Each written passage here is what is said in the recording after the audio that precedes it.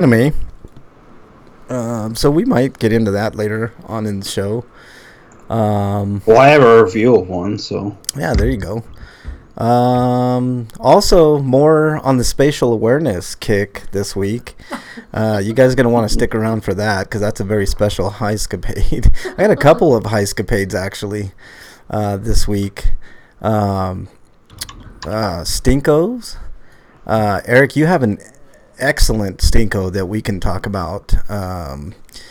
And I'm sure Break will have. I don't have a relevant article for it though. I just because I remember seeing a tweet this morning. No. Basically, what's going on is William Barr, who's in himself a big hypocrite, and I'll get into it when we talk about your stinko, Eric. Mm. But he's a hypocrite. Let's just put it that way, and we'll talk about that more. Let's see what else. You got a couple of reviews to do. What else? Lots of I'm just rolling the TV series in with the movie since the review is for the movie because the series isn't really over yet. Yeah, that's fine. I'm sure Breakman will have some interesting Dear Breakman questions this week. We always have interesting stuff. Breakman didn't get a hold of you, did he, Eric? No. All right. Let me go to Twitter, make sure I don't have any messages from Mr. Breakman. Yeah. No, it's okay. I got it here. I got it here. No, I got it here. Let's see.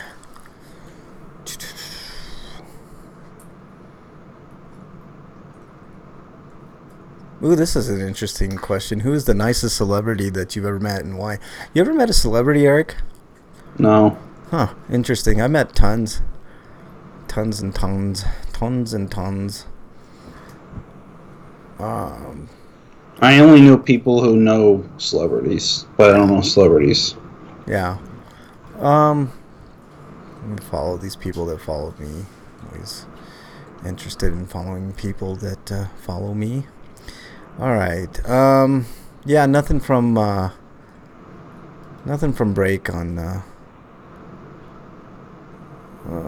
Okay, cool. Yeah, nothing from Break. He'll be here. I know Break will be here. Sometimes he runs into the wonderful Cincinnati rush hour. So, but lots to talk about today. I'll be talking about a real estate douchebag. That'll be super special. You guys are gonna want to stick around for that stinko. Bunch of cool stuff. We'll be actually what we're gonna have the most fun with, I believe, is our favorite team. More like Steel Estate, right? Yeah. Oh, it's definitely Steel Estate, Eric. You have no idea, man. This is good. I mean, on the flip side, my townhome's gonna be sold, so hopefully I'll have a new home by the end of the year. But we're going to have fun in our free-for-all. We're going to be talking about our favorite TV series of all time. Live action or anime, doesn't matter. But I got a bunch. And that should be a ton of fun. I don't know. There's just going to be lots to talk about today. Episode 550, which is, I think that's a mini milestone, Eric. I mean, on our way to 600. I mean, 500 was a huge episode. We'll have to do 555, and we'll have to make a telethon out of it because it's a 555 number. Yeah. Oh, there you go. We should do that for episode 555. Do like a live. Tell them, I'm your host this evening, Frank Branches, alongside Eric the Great. We're here to get your money and spend it on whatever we want to spend it on. That would be interesting, man. People would click out of that so fast. Let me see if anybody else is in chat. Nobody else is in chat. We haven't started the show proper yet. We're just waiting on Breakman. So if you're just joining on the YouTube and you're listening to us on archive, appreciate that. Same thing with the Twitchers out there. Everybody on Twitch, shout out to all you all. We get more love on Twitch than we do YouTube, man. Like, most of our live audience goes on Twitch to chat with us live every Friday, 7 Eastern time. So if you're not like most people out having fun on a Friday evening, feel free to stop by and join us. But it's always a ton of fun. Hey, Eric, I was on another podcast. I was on the Hill of Roses podcast, and that was progressive leaning government, podcast talking about a bunch of stuff, and it was actually an interesting conversation. It didn't take the turn I thought it was going to take. It was about economics and how we can be ethical moving forward. And it was actually a really fun time. Has anybody listen to Bill Nye's newest podcast? I have not. I really should listen to Bill Nye. He's really, really, really excellent. But what was the topic, Eric? I haven't listened to the latest one, but it's called Science Rules. Oh, well, science does rule. Yeah. But you brought up an interesting article, Eric, about Neil deGrasse Tyson, how that whole investigation kind of petered out, which I fully expected.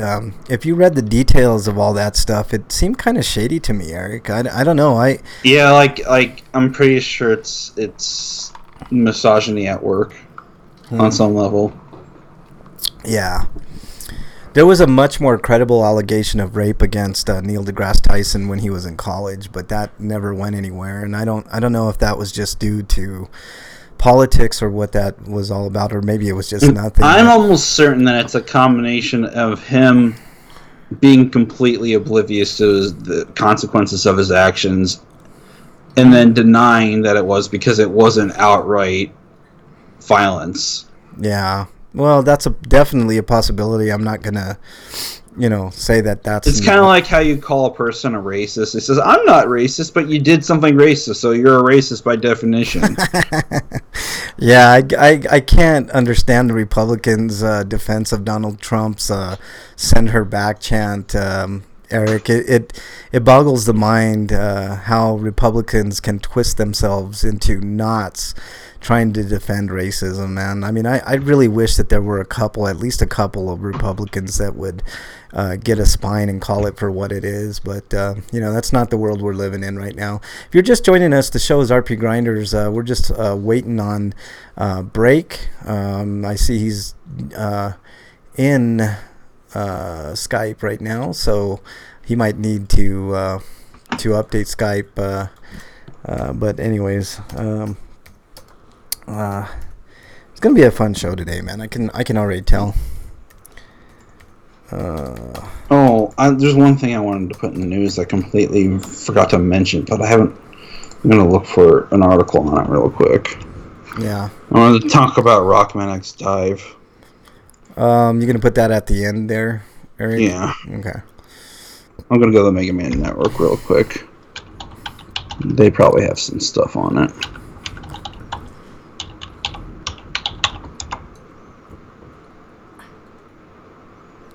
Well, that's not how you type it in. But we're just waiting for a break anyway, so it's fine. Yeah, no problem, man. Not a problem. If you're just joining, like I said, we'll be starting shortly. Break is in chat. No, wait. Breaking Bad. Breaking Bad. Breaking Bad. I'll be talking about Breaking Bad later when we talk about our favorite series. Here we go. What did you say, Bernie? Bernie's here. I said Twilight is your favorite TV. Oh wait, not TV series, movie series. You are immediately exiled. And your favorite TV series is The Walking Dead. Oh my God! I need to find the riff tracks and watch that. All of it. Break is too busy with his Halos. Wyland says, "Yeah, probably Wyland. Thanks for joining, Wyland. I didn't even see you in chat, man. You're like ninja." But one thing we will definitely not be talking about today is Twilight. I can guarantee you that. Commander Root's in chat. Welcome, Commander Root. We have not started the show proper. We're just... Oh yeah, I guess I do have a deal here that I want to mention. Oh yeah, put it in the homie discounts. Well, it's not PSN related, so I'm going to put it underneath all that stuff. Okay, whatever. But let's see. But yeah, lots to talk about today. It's going to be a fun show. Okay, it looks like Break is ready, so let's get Breakman on in the fun. He even had to update Skype too, I bet, because I had a Skype update, so that's why. Should I get Tekken 7 for $15 on PS4? Ask Wyland. Wyland would know. Wyland's the fighting guy. Hey, Breakman, do we have? Yeah, I'm here. All right. How you doing, man? We haven't started the show yet, so. I didn't think so. Yeah. All right, I'm here. All right. All righty. I saw Judgment on sale for $30 somewhere, Eric. It was weird. I can't remember.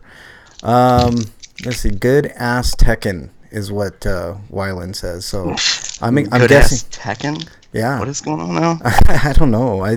Does that mean you play Tekken with your ass, or you play with characters but you use your ass? I think he was just thinking of good ass. That's what he was thinking right there. Yeah, like he's talking about the characters that have nice asses. Yeah, I mean, that's par for the course for fighting games. Although, like, I think they're more polygonal in Tekken, and like if you want to talk about nice asses, shouldn't we be talking about like, Dead or Alive? I don't know if you know who Dead or Laura Alive, Kate Buzz or Laura Kate Dale is her full name. What even Mortal Kombat? She's writing a book called Things I Learned About Mario's Butt, and it goes then to talk about other characters' butts in video games. Love it. I love that. That'd be fun to talk about. I want to talk about the butts in Halo 5 because there's some. The butts in Halo 5 are just amazing. Yeah, the guys' butts are just like holy shit. I mean, I don't know if Master Chief like that. I don't know. You could talk about the Spartans' butts because they're all covered by armor. Well, I was just gonna say. I mean, Master Chief's ass is the best of the bunch, right? There's certain modes where you'll see them like from behind, and it's like, God damn, those are like football player asses. Like those guys are immaculate. The best. What does Master Chief look like without his armor? I've never seen him outside of his suit. Some of the best. He was in. They showed him in the first movie without his helmet. He just looked like a bald white, very bald white guy, pretty much. What was I going to tell you? Oh, some of the best character models I've ever seen are in the not Halo. He's technically a cyborg, isn't he? Because he can be shut off. He can't be shut off. He can go into cryo sleep just like everybody else. But as far as like cybernetics, like he was enhanced from a young age when he was kidnapped as a child. But he was a full blown. I think he was like 7 or something before he was kidnapped. 7 of 9. 7 of 9. I gotta see Picard, man. Oh God, you have to wonder whether or not he'd ever want revenge on the people who fucked up his life. Yeah. No. Speaking of, it doesn't go that way because he really. He respects those people. Speaking of break, later on in the show hasn't started. To save humanity, even though it apparently failed. Breakman. Later on in the show, we'll be talking in our free for all about our favorite TV series of all time. So that should be a hoot. And you are exiled for saying that, Bernie in the background here. I want to ask if anybody watches the what used to be Screw Attack. It's now just Rooster Teeth Death Battle videos. I lost my interest in Screw Attack a long time ago, Eric, to be honest with you. Yeah, I don't think I ever watched it. Yeah, I did. It was good. Let's see. Wyland said I was just watching a vid about Marvel vs. Capcom building the new Marvel superheroes cabinet from Arcade 1-Up.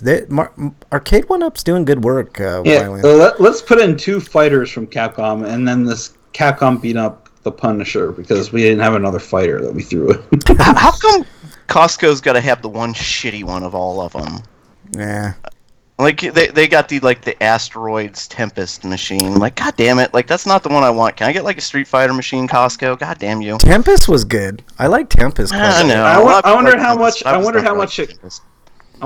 it costs to get the ROM, and then it's just like $300 for the cabinet.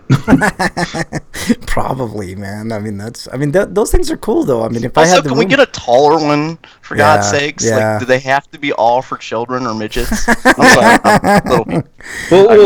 I'm sure if they made a full cabinet, it'd probably be like $500 instead. Yeah, Wyland says I think they're doing. Why? Just for the I guess if you want good materials.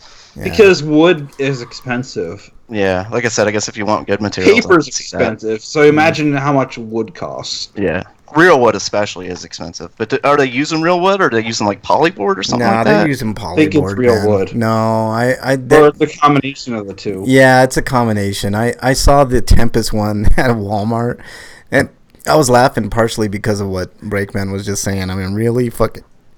Asteroids and Tempest, really? Fuck. Yeah. But Asteroids is ass, man. That game sucks. Yeah. It's one of those games I played a lot as a kid because, the options were very thin as a kid. Yeah. Oh, yeah. I mean, I played the shit out of Asteroids on the Atari. I mean, no question. But Wyland says he has the MK. I'd rather, have an even cheaper option and have it built so that you could sit, as if you were in a game center in Japan, where you're, for games like Pac-Man where you would just sit and look at the screen. Yeah, I'd rather just get a fighting stick and kick Wyland's ass at Mortal Kombat's what I'd rather do. But I mean, that's just me.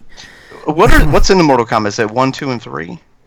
I think isn't it just 1 and 2? Wyland would know. He has just it. 1 and 2. I think it's 1 and 2, if I remember. Because I want Ultimate Mortal Kombat 3 because Mortal Kombat 3 is good, man.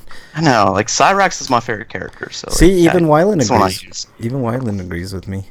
He says yes. But we need to get on the show. Yeah, we do. Let's start show. You ready to go, Break? Oh, what? We have a show to do. Oh, it does have Ultimate MK3 on there, Wyland says. Nice. Yeah, that's See, really why cool. doesn't Costco have that one? Damn you, Costco. I don't even know where there's a Costco around here. Write your congressman, Breakman. That's what you All need right, to my do. congressman. Dear Congressman, my damn Costco's got the shitty one-up arcade instead of not having the Mortal Kombat arcade like they should have because they're dicks. Exactly. I won't vote for you unless you do something about this. MK is Walmart exclusive, apparently. Where's my $5 contribution to your campaign? Yeah, exactly. All right, let's go. Let's get this show on the road, guys. Here we go.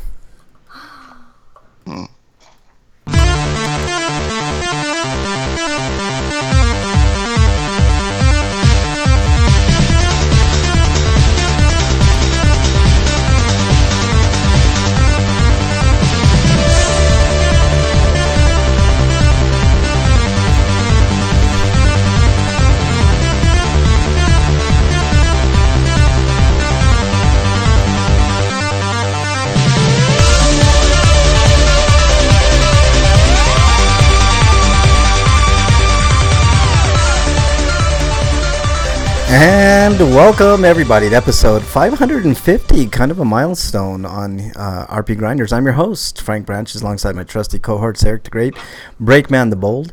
Gentlemen, how are you? My back hurts and I have to work tomorrow. Oh God, man, double whammy. What about you, Break? I don't have to work. I've got yard work to do. I got adult stuff to do tomorrow. Does that count?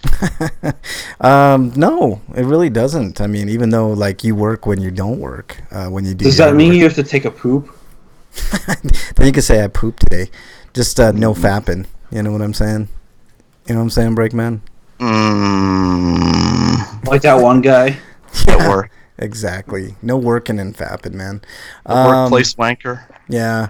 We're going to have a lovely show today. I mean, anything from spatial awareness to puking cats to reviews and our favorite TV series later on in the show. So that should be a ton of fun. But, man, I can't wait for this show. Listen to Frank and Break be old. Oh, shut your hole, man. How dare you? Hey, Daredevil's going to be on my list. Is that old? Yeah, exactly. No. Well, exactly. It's relatively new. Yeah. So is Greatest American Heroes. God damn it. Greatest American. Are you serious? Oh man, that's funny. I mean, it had the great theme song for sure. Okay. I love that show. The second season, they really went off the rails by adding these kids to the mix.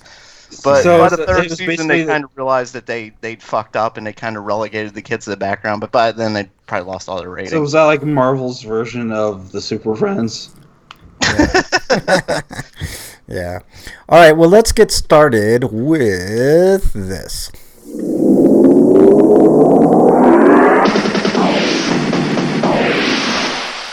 RPG news. Okay. This is the latest RPG news. Eric, take us away. Okay, from RPG site, we've got a game called Pagan Online, and it's leaving early access. Oh my god, is it getting protests yet? Why? Because of the name, Pagan? Yeah. Anyway, there are church people up in arms as soon as they find out there's a game called Pagan. Yeah, It's online. They're paganizing our kids. They're turning them to Satan. Anyways, it comes out on August 27th. It will be priced at $30. online hack and slash RPG inspired by Slavic myths that launched in early access in April this year. Boasts P versus E modes that can be played both solo and co-operatively with friends. Yeah, I mean, from the trailer, it looks good. It looks. I mean, I always. It sounds kind of like Smite. Yeah. Sounds like a Smite clone. Yeah, Smite clone or kind of Diablo-esque. It's But like, I think Smite's free to play.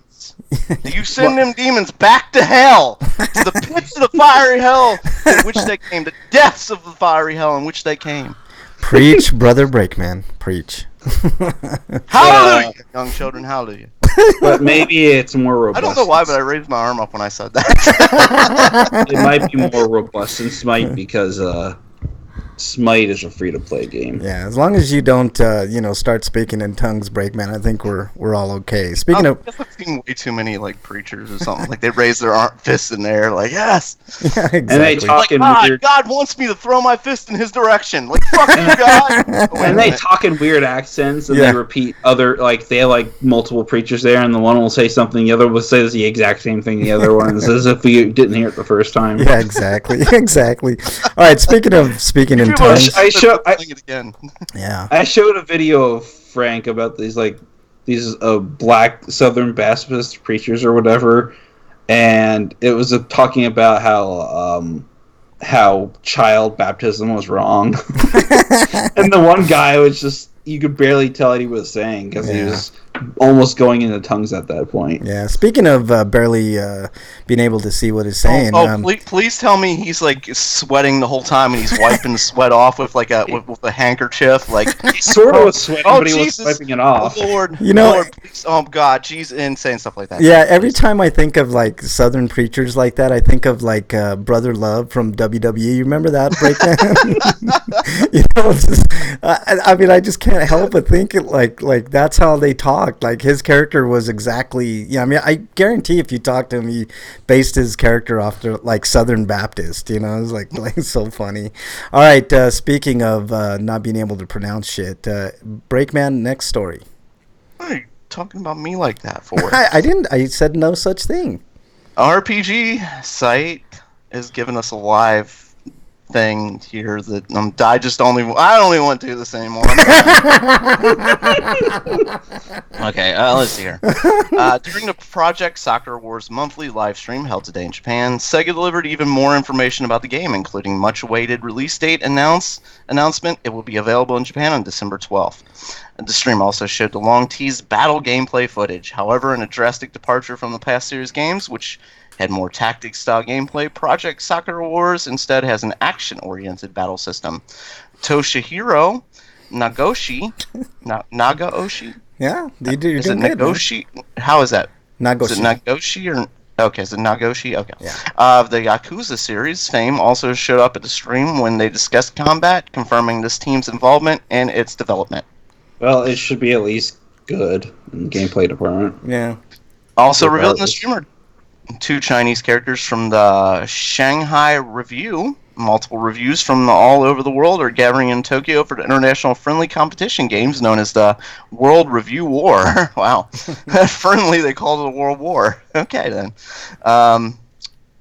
Do you want me to read a review? Well, review is like a theatrical term. Oh, okay, yeah, it explains it actually here. A review formed after the establishment of WLOF, based in Shanghai. They performed city defense jobs, and they were also tasked to protect Tokyo until the Imperial Review had been rebuilt. They were the ones who repelled the demon that appeared in the train station when Sejuro had just arrived in Tokyo. When working in Tokyo, they stay and work at a Chinese restaurant located in Ginza. The review leader Xiao Long is also known as an able chef whose fried rice is so popular it generates long queues outside the restaurant.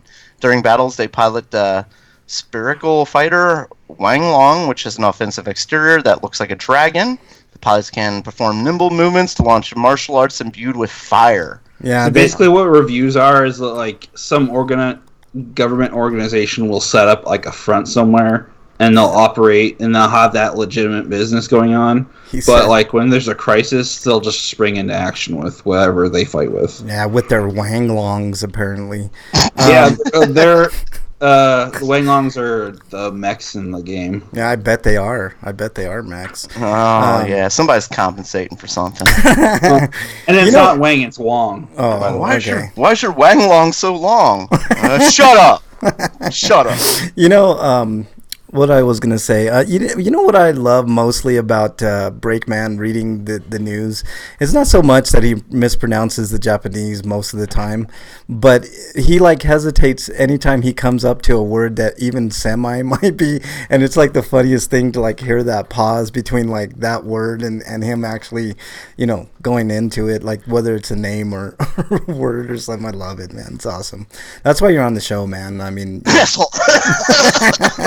So a lot of people were worried, saying this is going to be like Front Mission Evolution, which was awful action RPG departure from the strategy RPG series that it was known for, and they were afraid this was going to take a similar route. But considering the Asuka people are helping with the combat system, I think it's going to turn out fine. Yeah. I mean, I'd much rather have a strategy RPG myself because I'm kind of lamenting the death of turn-based. Yeah, I know, man.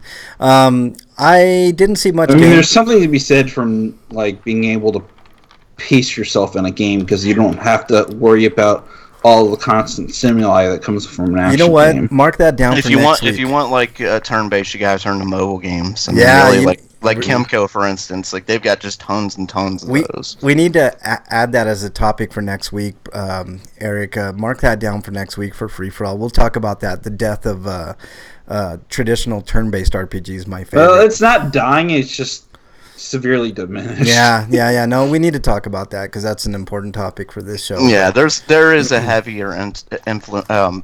Jesus Christ, it's more heavily influenced by action games. Yeah. We need to talk about it because there's plenty to talk about that. Next week on the show, we'll talk about that. And I agree, like with Eric, like that's one of the things I loved about RPGs is if a fight was too hard, you go and get stronger. Yep, exactly. Yeah, you level up, like. But now they're making all these games action RPGs, and they require you to be skilled. Yeah. There are games like without a game genie, I would have never beat Contra as a kid. Really? I beat Contra. Not even with 30 lives. Not even with the 30 lives. Really? I beat it with like just the normal lives because I didn't even need it. Yeah, shut up. All right, let's move on to the next story coming to us from RPGsite.net. Massive online Sandbox RPG Citadel Forged with Fire launches October 11th for PS4, Xbox One, and PC. The game has been in early access since summer. 2017, and the console versions will be available at retail through Solutions 2 Go, the exclusive worldwide distribution partner. It's developed by Toronto indie outlet Blue Isle Studios. I think I've heard of Blue Isle Studios before. In the game, you play as aspiring wizards learning the arts of wizardry and broomstick flying while ultimately building a kingdom. Are these wizards or are they witches? Weird. Since its early access launch... Well, it's kind of like Harry Potter. It's like, we're going to call girls witches and we're going to call boys... Wizards or warlocks or whatever. Yeah. So there's. I took on my word there. I was going to say, doesn't that sound like Harry Potter? Yeah, maybe. Harry made me choke, so fuck you, Harry. So there's some details, but there's a trailer that I've been playing, but graphically it looks okay. Gameplay they don't show much, but it's kind of a third person / first person kind of game. I don't know. There's not a lot to glean from just the watching trailer. the video. It looks generic. Yeah. Honestly. Yeah, it does look a little generic, to be honest with you. But there's some interesting concepts in there. I don't know. I do like the first person perspective. That's pretty neat. Yeah, that's a lot. Usually like it's Skyrim. third person, so Yeah. it's not much of a change. Yeah. Massive fantasy world, study the arcane arts, create alliances, and forge an empire. It really does sound generic, man. Fight, tame, and ride legendary beasts. Build and fortify epic castles. Find a near limitless variety of loot, and achieve the power of flight. So building castles sounds kind of cool. Yeah, but that's not. But you're right. Like you can get your own homes in games like World of Warcraft and shit. Yeah, exactly. It's nothing new. It just seems like an amalgamation of a lot of things that other people have done. But I don't know. We'll have to wait till it comes out. Maybe they'll do a good job of it. Yeah. Maybe. That's all you can hope. If it's generic, at least like as far as like your idea is generic, at least make the gameplay solid. Yeah. Let's move on to the next story, Eric. Next story is from and I might have accidentally closed the chat, but I was gonna say I could read that story, but you closed your chat. no, I got it, but this is from RPG site, strategy RPG Tears of Avia to release for Xbox One and Steam later this year. Indeed, developer Cuckoo Squeaky. that is in the running for greatest name of all time for a developer. Cuckoo Squeaky. I'm writing this down. This is fantastic. It will release on Xbox One and PC via Steam later this year. Oh, so it's not an Epic Store game. Yeah, you need to get this one, Breakman. This is a strategy RPG. So just for the name of the developer, I think I should. Yeah, they deserve credit. Dungeons in chat. Welcome, Dungeon.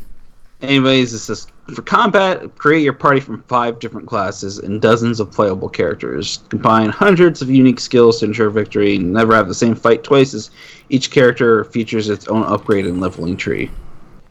Cool. Yeah. All right. I guess I had to limit it to 5 because I guess you got a bunch of options between those 5. Yeah, it looks pretty. I mean, that I can say. It looks pretty. Not much in the way of gameplay from the trailer, but looks good. It's like kind of colorful, I guess, is the best way to describe it. I always have a hard time describing artwork in video games, because I don't know specific artists like off the top of my head, but all the anime characters look the same. Yeah, there's differences, man. Like there's slight differences. Like, oh, this one has breasts. That one must be. How dare you? Yeah, I really get annoyed when like the only defining feature that they want to show you that telegraph that this person doesn't need a woman is just to make their breast big. Well, no. Yeah, that's kind of what that video looked like. Yeah, no. What I'm saying is like there's differences. Like the artist for obviously Dragon Ball and Dragon Quest. What's his name? Akira Toriyama. Yeah, Toriyama. You definitely know his artwork. It's unmistakable. There are people like that that you can really tell. All right, who did that story? Was that Eric did? That means this one coming from live from RPG site about Big Ben Interactive acquires Greedfall developer Spiders. Oh, there's a developer called Spiders? Yeah, that's cool. That's kind of surprising. Let me see here. That was a French studio, by the way. They made games like Bound by Flame and The Technomancer and upcoming game Greedfall. And, I actually downloaded Technomancer. I've never played it. I heard the Bound by Flame wasn't that great, but I heard okay things about Technomancer. Yeah, they also did a game called Surrender. I don't know if you know that game, Breakman, but Ooh, tell me more. That was a joke. Never mind. Anyway. Yeah, Dungeon says... I got the joke. I was turning it into a sex joke. This comes after the acquisition of Cyanide Studio. Wow, that's a pretty awesome name too. What is this, Awesome Name Day? Yeah, exactly. Big Ben Interactive, Spiders, Cyanide, and of course the greatest name ever, Cuckoo Squeaky. Yeah, exactly. We gotta get them on the show. We gotta find out how they came up with that name. Yeah, Cuckoo Squeaky. It's probably some weird Japanese. They're Japanese developers, so unless they have an English person on their team. Yeah. Shit. Damn it. Anyway, so let me see. Cyanide Studios in May 2018 that's when they acquisitioned them. So over a year ago. They made games like Paranoia, Happiness is Mandatory, Wolverine Apocalypse, and Earthblood. And Echo Software in September 2018, they made Warhammer Chaos Bane. Spiders, situated in Paris, has almost exclusively worked with Focus Home Interactive as a publisher for their titles, but has also remained as an independent studio up until now. Yeah, I'm scrolling down. Sorry. that's okay. It's taking a moment here. Acquisition of Spider's Big Ben accelerates the buildup of its video game development unit. Big Ben announced the signing of an agreement for the acquisition. Why the fuck am I basically repeating myself? Yeah, don't read the rest, man. Let me just read chat here. Dungeon says, hopefully Greedfall's good. He says, sounds interesting. It's like Age of Discovery, Europe colonizing the New World, but the natives have magic. Yeah, no, that I mean, the only thing that I hate about this is guaranteed people are going to lose jobs. Yeah. When there's an acquisition, there's usually like job loss. Yeah. Which sucks. I don't know, man. I mean, a small. I got the press release for this, not always that way, because they're like for instance, the company I work for, they don't. They just expand. They don't. If it's small enough, I don't think that there'll be much of a job loss at all. But you never know. I mean, we'll know more. Hopefully, there's in the none. future. Yeah, hopefully there's none. Let's move on to the next story from RPGsite.net. It's the website of choice today. Onanaki demo now available on PlayStation Network, Nintendo eShop, and Steam. We talked about this before. Let's see. So it was available July 23rd, so it's been a couple days. Demo contains both the story mode, where the player can experience the game's opening section, as well as battle mode, featuring a mid-game character. Story mode progress can be transferred to the full game at launch. I always love that, when you can take your progress in a demo over to the game. That makes a huge difference, and I think that's a great feature of a demo, for sure. And then there's a description. I think we've talked about this before. I'm playing the trailer, and I think I played this trailer before. It looks actually really, really good. It's kind of, Final Fantasy-esque in a way, I guess. I don't know. Looks good. Looks good to me. I don't know if you guys saw the trailer for this, but, you can do the I haven't downloaded the demo yet, so I don't know what to think of it. You can do the whole alchemist thing by upgrading your weapons and stuff like that. So it looks interesting. Looks cool. Looks like a Japanese RPG take on like a Diablo, I guess. I always go back to Diablo when it's like kind of like that isometric type view, but looks good. I don't know. I don't have any issues with it. Eric, let's move on to the next one. Okay, the next article is from RPG Site, and Super Robot Wars V and Super Robot Wars X are coming to Nintendo Switch and PC, Steam specifically in Japan, which probably means an international release. Yeah. At least on the PC side, but you could always import the Switch version, which will be in English. But teased two Mecha Cross RPGs were first released in 2017 and 2018, respectively, on PlayStation 4 and Vita. And the most recent game came out that was Super Robot Wars T this year. Got a simultaneous Switch release alongside the other two versions. But we don't know about that coming in English or Steam. But I think you can get the English version. But yeah. But anyways, it said it'll be. Let's see. Oh, that's for coverage.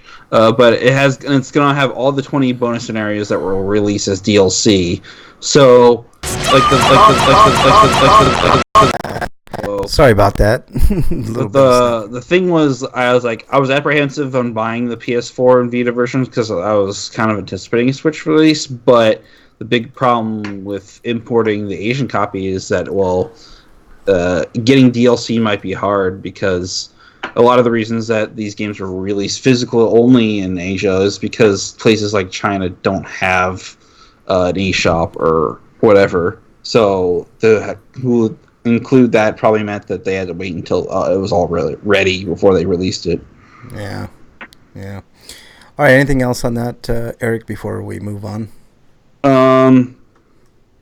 It says here that there'll still be day one early purchase incentives for extra upgrade parts and early unlocks of series original robots Huckbein and Grungust. Yeah.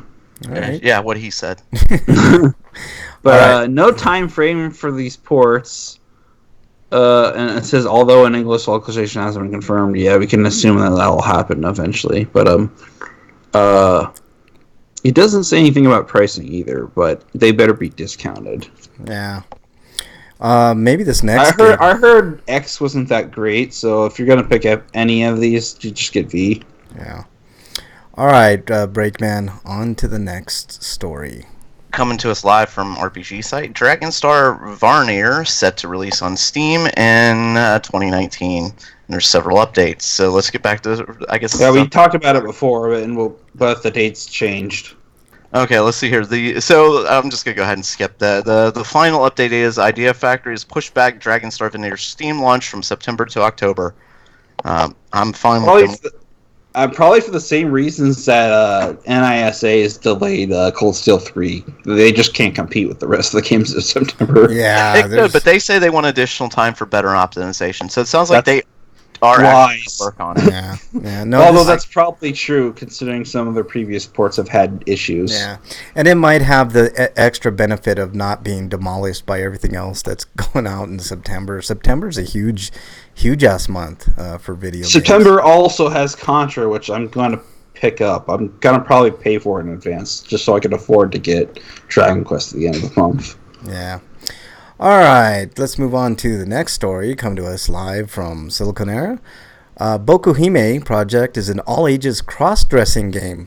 Wow, that's the first time I've ever heard that sentence. Here's its all-ages cross-dressing game. Here's its first trailer. So there's no trailer there, but well,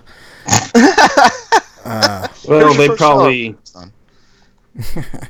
Nice. It's there. You can click on it. Let me refresh the page. Maybe see a. Nope, it's not. They must have took it down, man. I don't know. No, your link is probably busted or something. No, I see. Yeah, your computer sucks. I can click on it and I can even play it. Well, yeah, I wished I could, but I cannot. Yeah, I don't see it. I don't know why it's not coming. Yeah, your browser's broken. My browser's not broken. Everything else has been working. So, like, I remember in the past, like, sometimes, like, JPEG site wouldn't load, so it's kind of like that. Yeah, well, whatever. But anyways, I think it's interesting. It's a cross-dressing, all-ages cross-dressing game, which is unusual. That means there's no lewds. Yeah, no lewds. It's just... I mean, yeah. Yeah, so there you go. And the idea behind this game is that apparently there's a school that you go to save these girls from, I guess, being humiliated somehow by defeating all the idols in the school or something. Yeah. I said what now? Yeah. Right. Yeah, exactly. Exactly. I guess the sisters entered this competition. They have no chance of winning, so you have to basically beat them all. Yeah. All right, Eric, next story, please. But next story is Labyrinth Life and Omega Labyrinth Life, because the reason they cut out Omega from the PlayStation 4 release is because Sony has a problem with boobies. Yeah, I don't understand. Yeah, because like in the logo for the Switch version, you could see that there's a silhouette of a girl, and the Omega symbol looks like her pair of breasts. Oh boy, I mean that's what people are pissed off about. And so, of course, the title reflects the idea that they probably are also getting rid of any of the objectionable content in the game. I can understand, though, like, no, I'm just kidding. What the fuck? Yeah, Sony, you need a kick in the head, and the CAO needs to be replaced ASAP. You know, how dare they censor this? We've sons of bitches. Yeah, we've talked about this ad nauseum. And I think the only reason that this is coming to the West is because D3 publisher is too big of a publisher to piss off. Yeah, I'm at a loss. I don't know what else we can do as older gamers to get the, you know. They should just skip the PS4 version and work on doing a port for the PC. Yeah, no, I really don't get this. By the way, I think it's a Siliconera problem with Chrome, Eric, because all the Siliconera videos aren't coming up. But anyways, we've talked about this Breakman on the show before. Like, what is it going to take for? I think what it's going to take is gamers that actually are way older and actually speak up and speak out. You know what I mean? The only problem with this game though is like it's digital only. So if you want a physical copy, you'll have to look for an Asian version of the game, which is available for sale right now. If you want to buy it right now, you don't want to wait. Yeah. Even though it's coming out in like less than a week now because Thursday is a launch date. Yeah, I mean, I mean, we've talked about it before on this show, Breakman. Censorship, I think everybody knows where we stand on that. I honestly think that they should have a special section for every service, including Nintendo. If you want to put mature games there and adult-only games there, then so be it. You know, let us. Yeah, I want the Mario porn games. Well, I want to call this mature because the whole conceit is that it's titty. Right. No, but every time Mario gets a mushroom, instead of getting bigger, his penis gets bigger. Or even uncensored games, Eric. Like there should be an outlet that these games can come out in their full form. Where's my 18 plus porn games on consoles? It's not even about porn. It's like just uncensored things. Like I know that there are games that have come out for Sony that have been censored for certain content, like boobs, or what's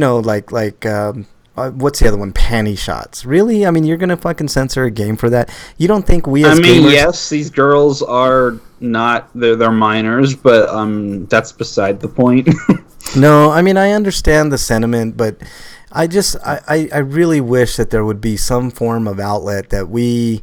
It's kind of insulting to older gamers here in the United States. It really is. It's like Sony thinks like we're so sensitive to sex. It's like, really, everybody has sex, dude. I mean, come on, Mr. Sony. Let's get with the times here. You know, let's not be coy or. It's so weird. It's like years ago, like back when Xenoblade X came out on the Wii U, Nintendo's Treehouse was doing localization for that, and they cut some stuff out of the game. Now Treehouse doesn't do games like that anymore, and Nintendo is letting third-party publishers, make whatever they want as long as it's not straight up porn. Are there any PlayStation 4 adults-only games? Because there's none that I know of. Did any come out in Japan? No. Yeah. I mean, that's the whole thing. The platform holders don't want porn on their console. No, I understand that, but like, I mean, I would think that there would be some, third party kind of no, because like Eric's saying, the Xbox, Sony, and Nintendo don't want porn on their consoles, so they make sure that you can't put on their console unless you make an unlicensed game. Thing. Like, and I don't think people make unlicensed games for... Yeah. Like, I don't think people have made unlicensed games since the NES era, because making an unlicensed disc-based game is very difficult. And you can't get a game on a digital storefront without platform holder approval. I understand. China begs to differ with making it being difficult to... Yeah, but those are usually on bootleg consoles anyway. Yeah. That's true.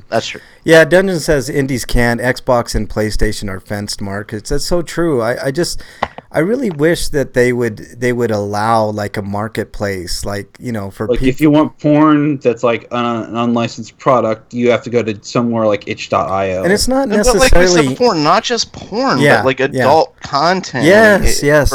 Like, can we deal with like real relationships and stuff like that? Like, that's exactly right. Like more mature concepts. That's what Break and I have been screaming about for years. Well, you have to convince not only the platform holders but also the gaming audience themselves to stop playing games like Call of Duty and a battle royale shit. The closest... Well, you don't really have to, because Call of Duty's had a lot of problems lately with their oversaturation. Yeah. You know what's really interesting? The closest game that I can think of that what you're talking about, Breakman, is Catherine. And I know Catherine's got a new version coming out on the PS4 that it'll be interesting to see how that does, because it deals with a lot of like mature relationship type issues, and it's an interesting game. It's a puzzle kind of quiz game, and it's interesting. But I really wish that they would look at games like that and understand that there is a market for a more mature, not just porn. I mean, there is a market for that too, and I really wish that they would allow that in a specific, kind of gated way on their platforms. But because I definitely don't want kids like, getting into that stuff, and like, the parents horrified that they, I feel like picked Sony up a Bukkake game or something. I felt Sony took a turn for the worse when Yoshida left. Yeah, I kind of agree with that, Eric. All right, let's move on. I think it's Eric's turn, isn't it? Yeah. But, hold on, let me close this link. Okay. Okay, we are at the the third to last. Monster Rancher's getting a port I know this year, weird. apparently. That's weird. So we don't even know if it's like a port remake where they're like, it'd have to be a remake at this point, because if they tried porting the original PlayStation version, people are gonna say how ugly it is. Yeah, what the hell is this shit? I could see it already, the bitching, but oh god, just looking at the box art, like Jesus Christ, we can't have that. Yeah. Anyways, it was called Monster Farm in Japan, so they have no real date announced, but it's going to come out by the end of the year in Japan, but no international release. Yeah, so this is a non-story pretty much. I mean, we'll talk about it more once we actually have info, but the fact that they're even doing this is just bizarre. It is bizarre. All right, this next story might be... Really? You want to compete against Pokemon after all this time? Yeah. All right, this next story might be bizarre too. Breakman? This is coming to us live from Crunchyroll. Steins Gate Chiyomaru Shakura buys out mages, goes independent. Yeah, Shakura. Yeah. I thought that's what I said. Yeah, Shakura? That's what I was affirming it. Oh, okay, cool. Times are changing for video game company mages, known for titles like Steins Gate, Robotics Notes, and Occult 9. And they really like the semicolon there for some reason. And many more. The latest management update has the studio going independent thanks to a buyout by President Chiyomaru, right? Maru, yeah. Maru, okay. Shakura's own, his own studio. Anyway, the management buyout, which has his studio purchasing all shares held by parent company Dwango, went down on July 12th. As a result, Mages is no longer a subsidiary of Kadokawa Group, but the company expects to hold on to the solid mutual relationship in the future. Leadership and its newfound independence, Mages hopes to make its business decisions faster and more flexible than ever before. So maybe more of this stuff will actually get localized quicker. Yeah. So I think that was the biggest problem with Robotics Notes coming to the West in the first place, because the rights holder said no or something. And basically, they're betting on themselves, so good luck. Yeah. Looks like Freak 5's in chat and Lurks is in chat. Welcome back, Lurks, and welcome back, Freak. Nice to see you guys in there. All right, next story comes to us from Eurogamer. This is actually something really weird. Amazon is finally retiring Prime Video from the Wii U. I know, isn't that weird? Why is this a news release? Well, I mean, there are a lot of people. In a way, it's kind of a homie discount, though. So keep reading. Yeah, let me read here. It says, as of 26 September, Wii U owners will no longer be able to access Amazon Prime Video from their devices. Yeah, all 5 of them are mad. Yeah. I had a Wii U. Wii U was... I like the Wii U. I'm sorry, all 6 of them. How dare you. Prime Video users have been receiving emails informing them of the bad news and offering $25 credit towards buying a certain Fire TV device to help cushion the blow. And Fire TV devices are like $30, so it's like... you only have to pay $5 for Fire TV. It's a really nice concession to these people, but... I find it weird that they would not be servicing the Wii U anymore. There's plenty of Wii U's still out there. Why not just keep it on there? Because I guess it's a financial drain because not enough people are using it. I'm guaranteeing Nintendo has these numbers on how many people are using their Wii U's. Yeah. And it's probably not enough for Amazon to continue. Yeah, Freak 5 says he still has a Wii U. So you still have one, but how often are you using it? Yeah. I never used it to watch Amazon Prime Video. Yeah, I guess this really is I never subscribed to Amazon Prime because fuck paying $100 a year. Yeah. Well, holy shit! It was $100 a year. Oh yeah. Yeah, you're better off buying the Fire TV and getting Amazon Prime Video that way. Yeah, it's like it's like $20 a month if you do it month to month, man. It's actually I like Amazon's service, but after finding out how they treat their employees, I'm like, oof. Yeah, and that's another reason because I hate buying games from there. Yeah, I do too, man. I only do it when the deal's too good to pass up. Yeah, I agree. Yeah, unfortunately, they have a lot of those. Yeah. All right, and it looks like we got one more story, Eric. One more story is Rockman related, so this will be pleasing me and Breakman. But Rockman X Dive. We'll see if it pleases us. Yeah. But I don't know. I've seen a lot of videos from Shadow Rock ZX, and it sounds like it's going to be at least competent. But I mean, the videos look good, but it's going to come down to the controls, I think. But well, you could always circumvent the phone controls with getting a gamepad. But that's true. But anyways, it says just 2 days after its announcement, Capcom's Taiwan's latest entry into the mobile series, Rockman X Dive, as it seems to be its proper stylization, has more info and such for us to dive into. Hopefully, this is it for the rest of the week, at least for Otacon in the morning.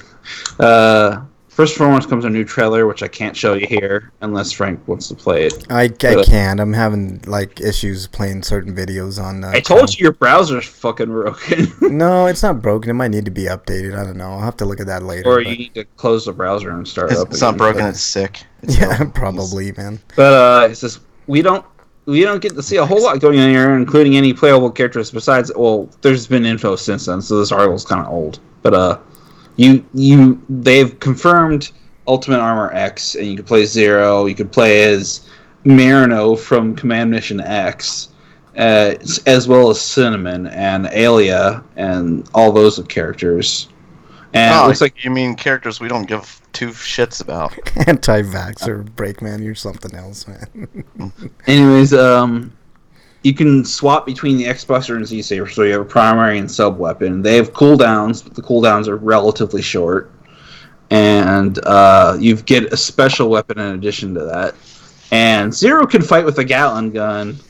And there's a lock-on system that was from X7 that they put in here because it's a mobile game and they need people to be able to play properly somehow. So, right. But it looks like you're actually playing through actual side-scrolling levels, so it's not an auto-scroller like that terrible Rockman Zover game that came out. Did you ever bother playing that, Break? No. I don't think they ever made it. I don't think they ever made a Western release, but you could probably just go through the iPhone store or Android store and download the Japanese version. But anyways, it doesn't. It says it's a free-to-play game, and so I'm guessing microtransactions will be like unlock characters early and maybe cheats. But because it doesn't sound like there's any gacha elements. Yeah. Freak5 says, I like Prime, free videos, free shipping, and tons of free ebooks. Yeah, no question, man. And the game looks like it's using a modified version of the Rockman X Irregular Hunter / Maverick Hunter game engine. So at least it looks semi-decent. And here's the performance specs for the optimization of the game. It's insane. Let's see. 120 hertz. And that means a relatively high frame rate, by the way. So and they do recommend a controller. Yeah, and especially the kunai, because I guess they're pitching the kunai because it's going to be one of the few controllers that will be compatible with the game. Yeah. But I'm looking at the kunai now. It looks like a transformer or some shit. Yeah, and when you connect it, it kind of looks like a Switch. Yeah. But anyways, it says if you want a new phone to I guess the ROG2 is the new phone that they're advertising for this game, and it's gonna cost you $1,000. Oh, yeah, no, yeah. I'm good. No. Yeah. Fuck all that nonsense. That's like iPhone 10 territory. Yeah, exactly. I mean, I have a nice phone as it is. I don't I know they get better every year and stuff, but yeah, I have the Pixel 2, which is pretty fucking awesome. So yeah. But I'm pretty sure my iPhone 6 could play this game without that. Bernie just showed me a picture of a Mr. Rogers Funko. The game comes out. I'm guessing comes out in the next few months in Taiwan and Asia, but it is coming into the West. But there's no date on that yet. Yeah. So we're gonna make Funkos of everything. Yeah. Eventually. Yeah, that's fine. And that's we're it for the gonna historical Funkos and stuff like that. Yeah, Like that's gonna happen. I'm down for Commercial that. Funkos. Like there's gonna be a Funko for that lady that said, "I've fallen and I can't get up." And then the Funko for the "Where's the beef?" And Yeah, then yeah. the donut guy. Well, they have the- they And have then there's Funkos for really crazy shit like Super Conan cereal. Well, they have- yeah, Funko cereal. They have yeah. they have That's all. Funkos for Colonel Sanders. Freak Five's talking about how much weird porn he watches in chat. So you know, whatever. Actually, he's saying the weird porn that you watch. Well, how does he know Do what- you need glasses, Frank? Is he like Like, bugging my listen. computer, man? I think you don't know what I watch. Freak Five. Freak How dare Five you. is the home intruder. All right, so that's Let me clarify too. Freak 5 likes some freaky shit. So if he thinks the shit you're watching is weird, wow. yeah. All right. I gotta know details here. Like, what is this? Like, Yeah. grannies in diapers. Oh, how dare you! Doing tightrope walking while topless. Tightrope or some porn. Tightrope porn. shit? While shitting on the side of a building. Oh Like, God. Yeah. Can you what imagine are that? you Like, into, Frank? oh, how dare you! Come on. Mug told him. Mug is his own man. Freak Five. All right. Real quick, homie discount, Eric. What do you got for homie discounts? Anything?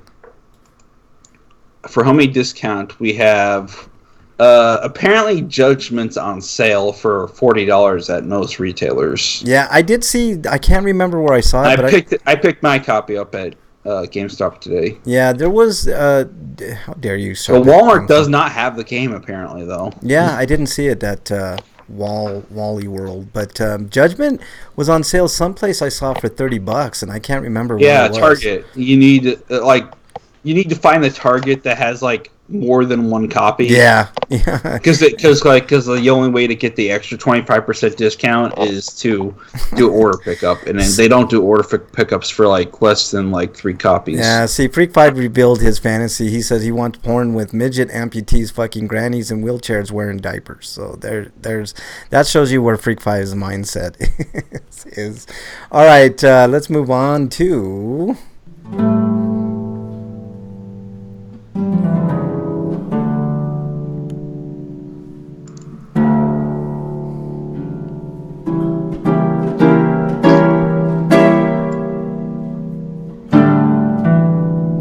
That harp can mean only one thing, and that is Dear Breakman. What do we got, Breakman? Anything this week? Let me see here. I'm sorry. I'm scrolling. I wasn't prepared because that you have a conversation going on with somebody. I don't know if I want to read his conversation, but it sounds like he's a new listener. I'm hoping he'll be listening a lot more of our shows. I'll say his name at Crusader666. Yeah, it's a cool dude I on hope you Twitter. listen to more of our shows. I appreciate it. I don't know if you want to read all this stuff because I No. don't know if you want me to read all this stuff. 'cause I'll I think summarize it it's real not- quick. He basically said he just skipped through all the news because he doesn't give a shit about video gaming, which is Oh yeah, here's another homie discount I completely forgot about. Apparently, Walmart's selling Fire Emblem 3 Houses for $50. Oh, there you go. That's super special.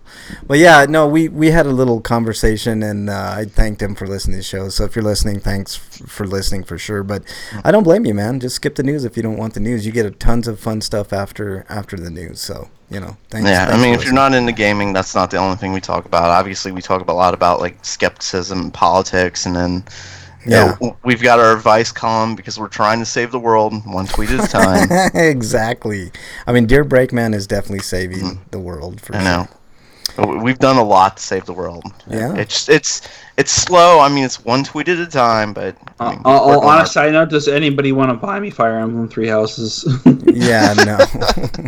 Yeah, me too. You want to buy me a Switch too? Yeah, fine. and while you're at it, like, can you guys put a pre-order down for a PS5 for me? That'd be cool. I got a Patreon. You do have a Patreon, Eric. All right, so what else we got, Brandon? Okay. This one comes for Freak. he says, "Ask Brakeman," because he refuses to he wants to be a rebel. So at Freak5Cast says, "What is the best way to clean your ass Fake after news. pooping?" And he said hashtag twoop, which I had to have him clarify. That means I was pooping when I wrote this tweet. That's what he said. But Yeah. what is the best way to wash your ass after pooping? Well, you get a hose and you Bidet. spray it. Yeah, no, Eric hit on it. That's an easy. How dare you, Bernie? You're exiled. Get out of here. But most people don't have bidets, so that's why he suggested the hose. Yeah. You need to do the Howard Stern way, which is like he wipies. has his pants around the ankles and he kind of like wobbles to the sink, gets the toilet paper wet and washes his ass off there. No, and I remember that conversation, Brakeman, with Stern. There was a company that produced like these flushable wipes that you can get, and that's obviously a great way of wiping your ass. That's the thing. Don't, even though they say they're flushable, They're not. like there's been a lot of problems with those things. Do not flush wipes, please, people. Yeah. Unless you want to be an asshole and then totally flush wipes. Yeah. I mean, honestly, I'm not trying to stop people from being assholes. No. I support that. The best way is what Eric was suggesting. In this country, we have, for some reason, we have a problem with bidets, which I don't understand, because bidet is the absolute best way to wipe, quote unquote, wipe your ass. So in lieu of that, use the bathtub and just wash yourself. Yeah, a lot of times that's a solution too, but you can't like always take a quick shower after you take a shit or something. So, I mean, in lieu of that, yeah, like that's more like end of day stuff. Yeah, in lieu of that, like those wipies work really well. But I mean, you gotta be like a ninja master when it comes to wiping your ass with just toilet paper. Like you just, I mean, that's what I'm saying. But no. Bidet is the best way to go for sure. And then in lieu of that, wipes, and then in lieu of that, the worst way to go is just plain dry toilet paper. Oh yeah, just like air dry is the worst for sure. Yeah, like you don't want just you'll end up with butt bleed.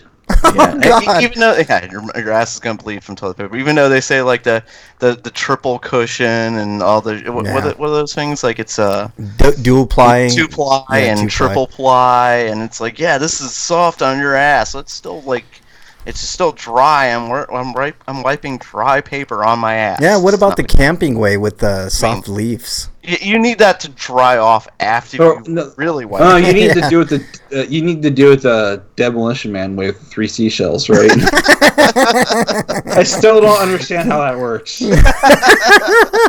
It's not supposed to, I guess. Yeah, exactly. That's kind of the joke, I think. It's kind of like, you think about this, like, how many years later? What the fucking 3 seashells? How the fuck did those work? Yeah, Bernie says Twilight's That's the worst. also probably more likely to scrape your ass than toilet paper is. Yeah, exactly.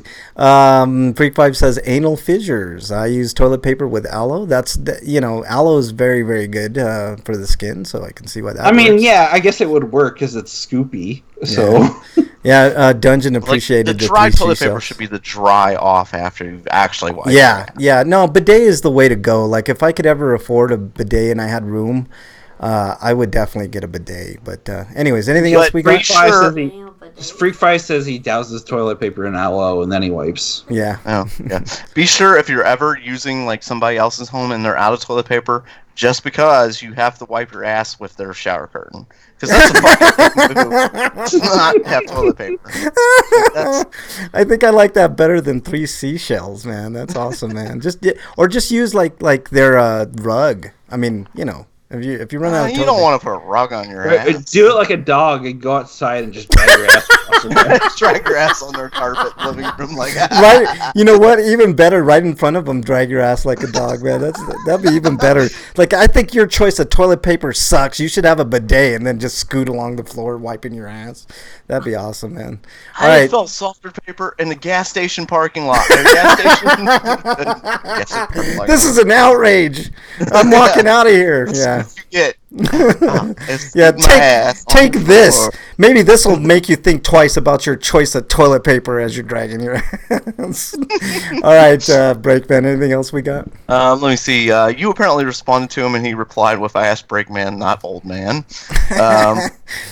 And you said we're going to talk about that more in the show. And he says he buys toilet paper that already has the owl. Yeah, you can do that, but it's still dry. It's like Yeah, toilet paper. No, bidet is definitely the way to go, man. All right, what else you got?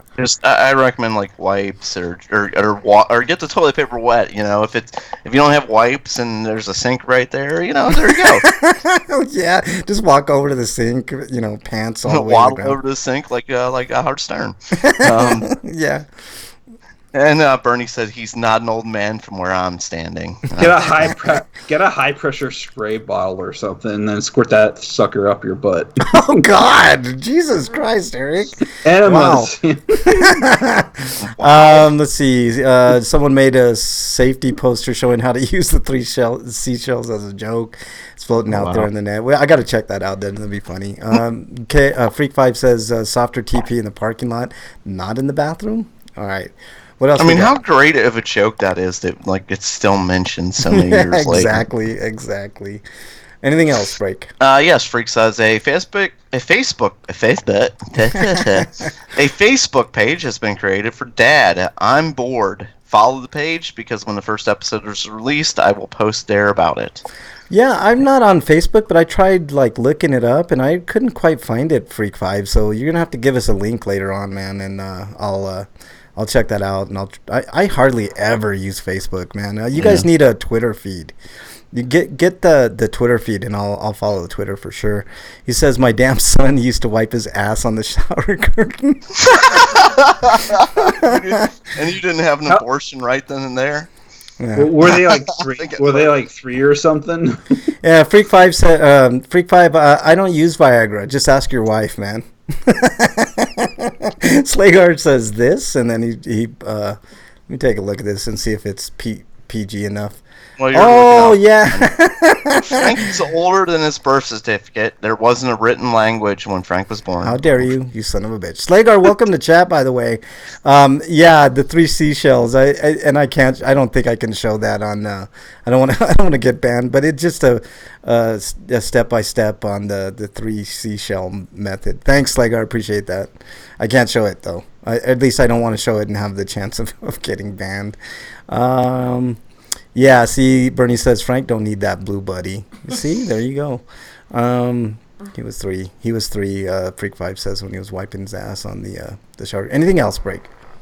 No, just Crusader 666 still listening to more episodes. I'm loving it. Thank you. Yeah, thanks a lot, Crusader 666. Really appreciate it. Thanks for listening, and don't feel bad about skipping through the news. A lot of people do that. That's fine. Yeah, all right, that is the most boring part of the show. Maybe we should do that last. No, heck no. I know. Heck no, man. All right, let's move on to Inquiring minds want to know. Inquiring minds want to know what you've been playing, Breakman. What have you been playing? Not much time to play anything. I turned my Xbox on for the first time to not do anything but Netflix last night. Well, I mean, you didn't have to do a massive update first. Yeah. I am tired of turning on Netflix and having to do an update. Like, what do I have to update on Netflix? For real. Exactly. The app works better and won't crash now. I guess.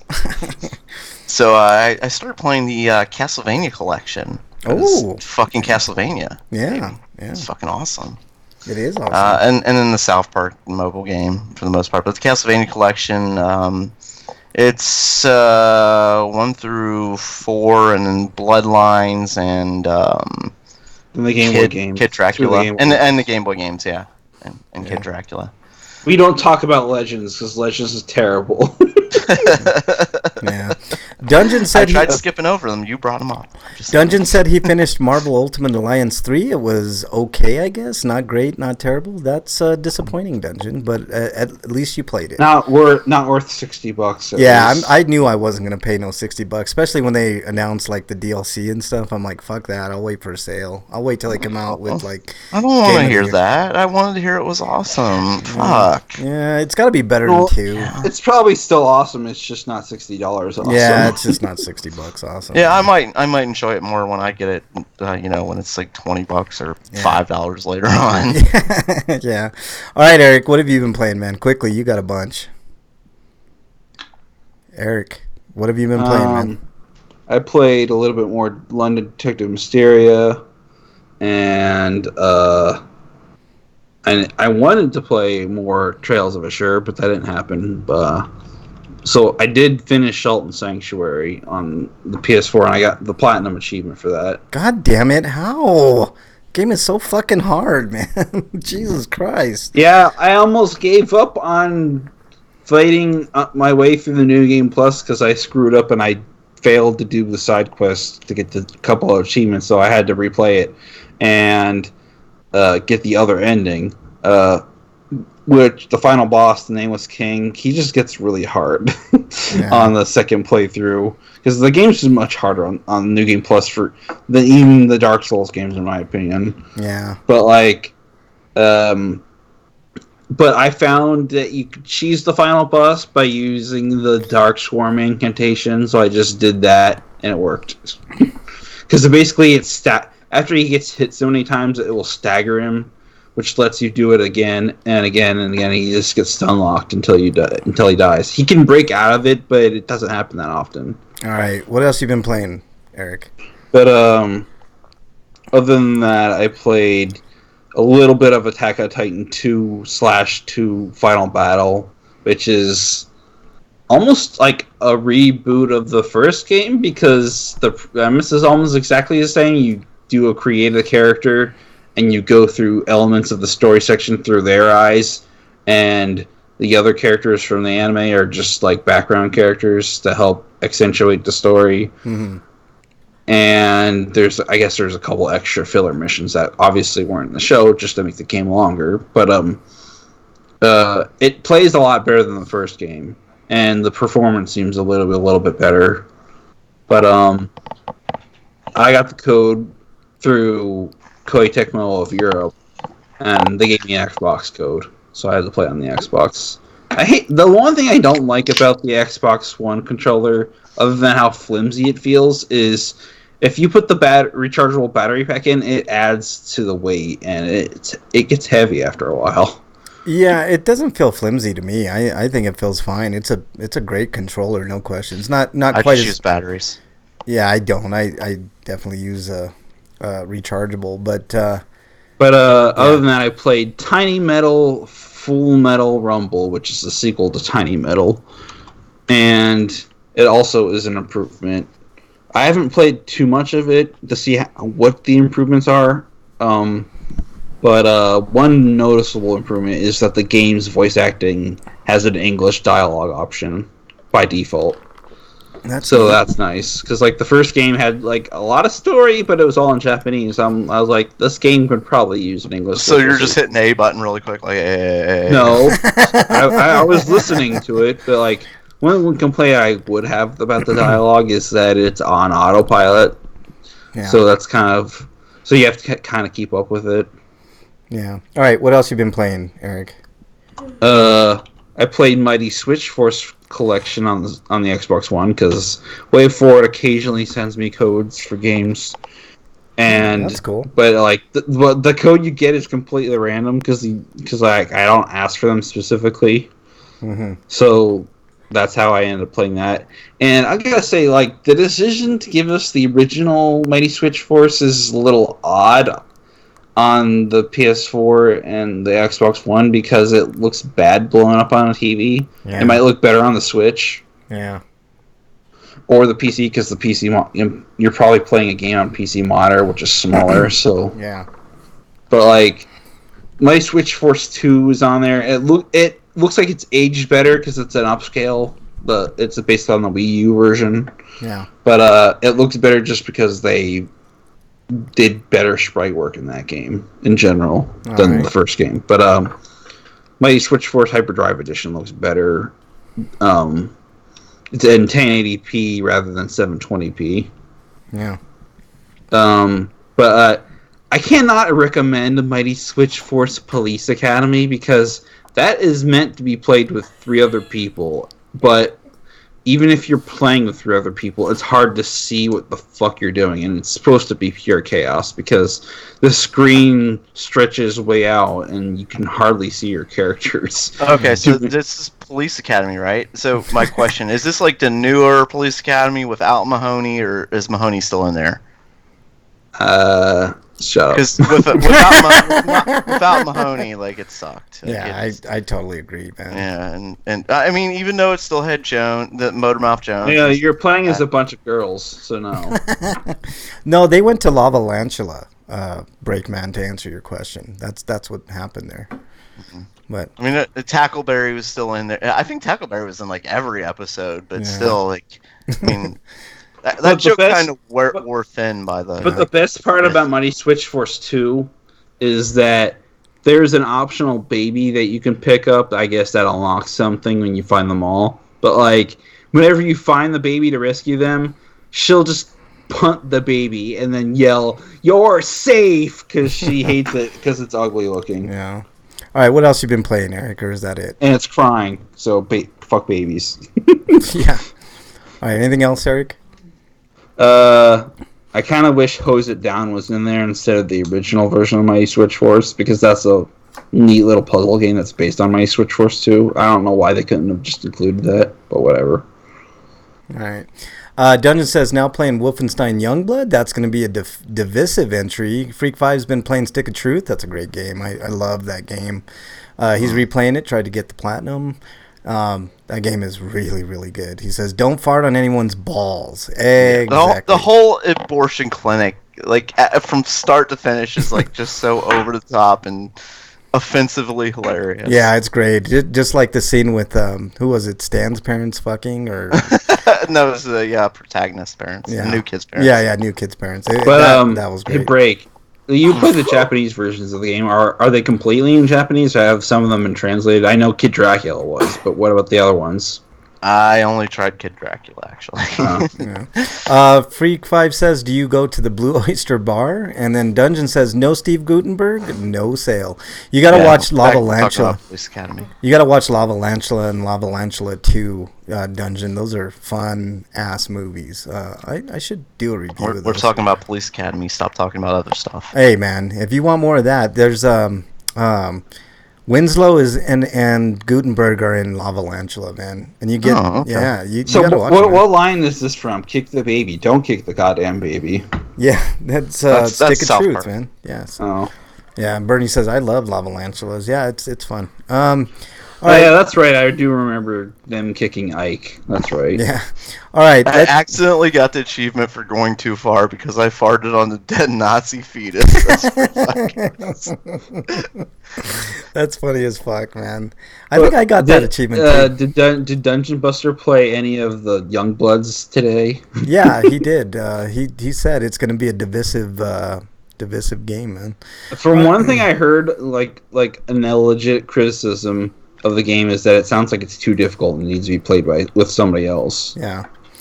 Well, if you think back, like the original Wolfenstein games were fucking hard games. Yeah. But like I think it's like not even hard, just like they threw too much at you at once and it's overwhelming, and it's more bullshit than hard because of that. Yeah, I gotcha. Yeah. All right, we need to. And the fact that they make your character like really, really freaking weak, like they don't take hits. Yeah, RPG elements are what's going to turn people off. Dungeon says. All right, let's. They just want to go in and shoot shit. First boss is pretty brutal. All right, let's move on to RPGrinders reviews. All right, reviews. Eric, let's try to do these quickly so that way we can get on to some really good stuff. So let's. So I watched the first season and the spin-off series of Is It Wrong to Try to Pick Up Girls in a Dungeon? The spin-off series is called Sora or Toria. But the premise of the show is that this main character named Belle Crenell, who's a rookie adventurer who belongs to this basically a clan.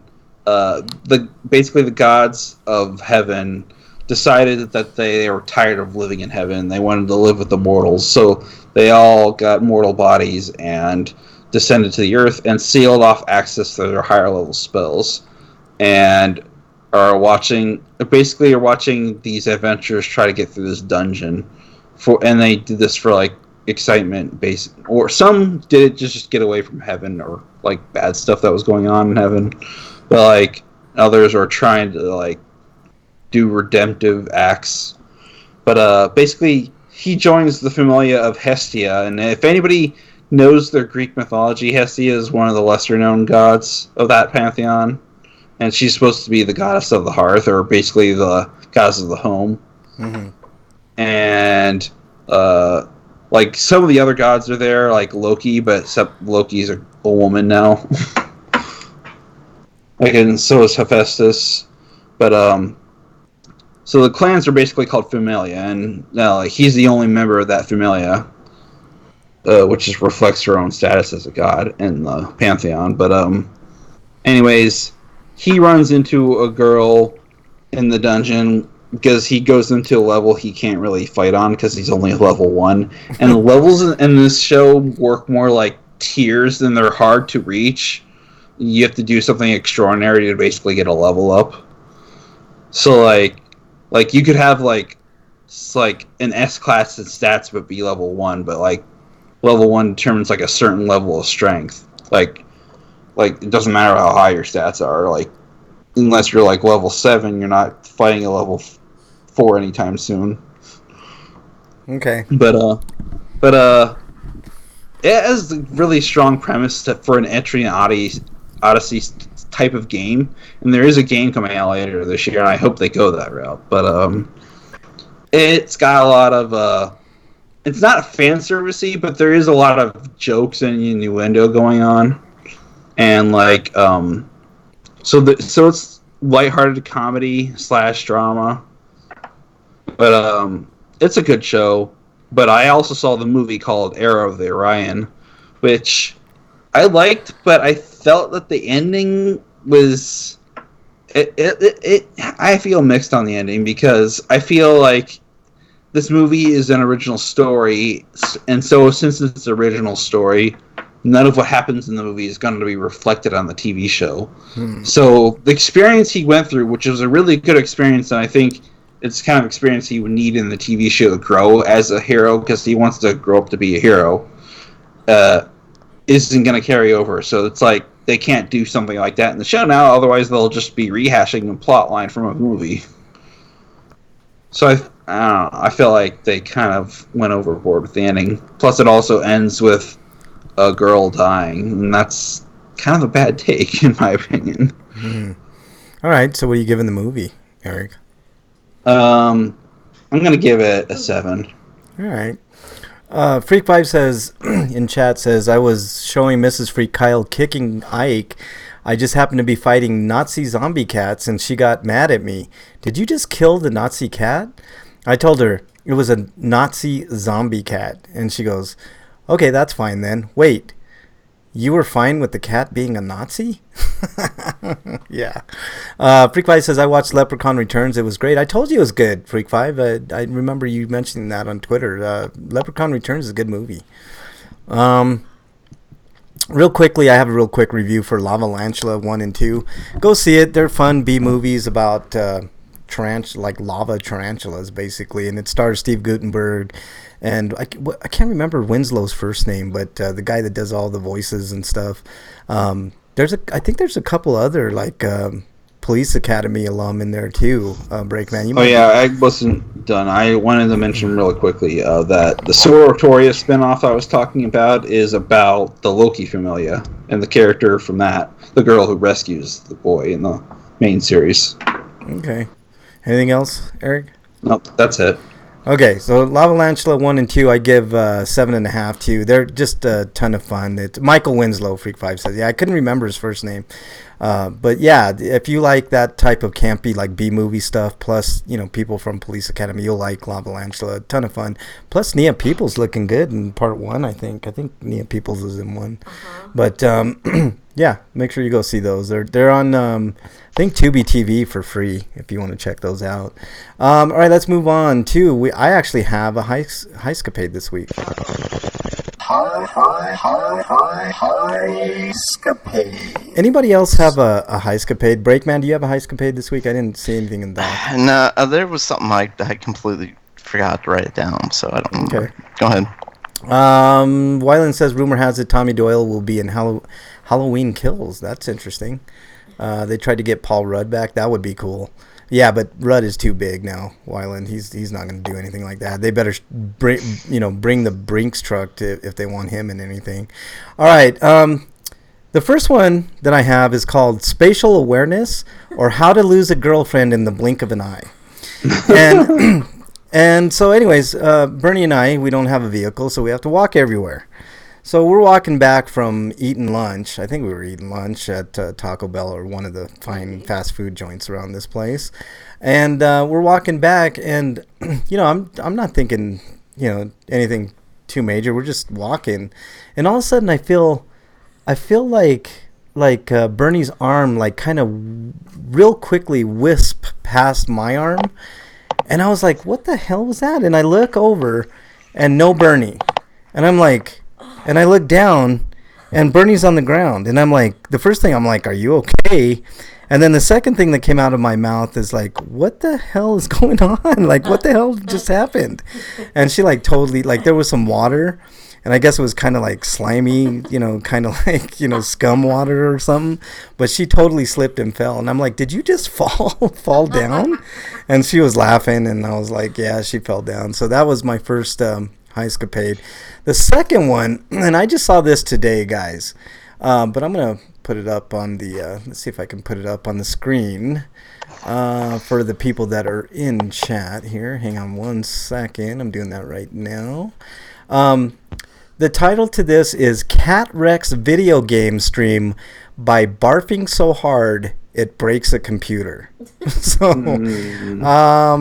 So yeah, I don't want to get too far into it, but that's another heist-capade. Like when your cat barfs too much onto your computer and destroys your computer while you're streaming, that's definitely a heist-capade. So I thought I'd bring that up. If you guys want to read about it, I will put it in chat, and maybe I'll put it in the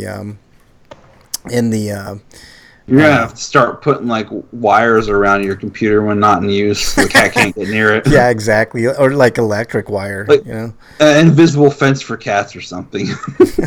Freak 5 is exiled. He says that I'm too old to carry a license. So, yeah, you're exiled, you son of a bitch. Let's see. Wyland says he turned it down. Does he mean that, like, you're too old and feeble to physically carry a license? Either way, you're exiled as well, Breakman, you son of a bitch.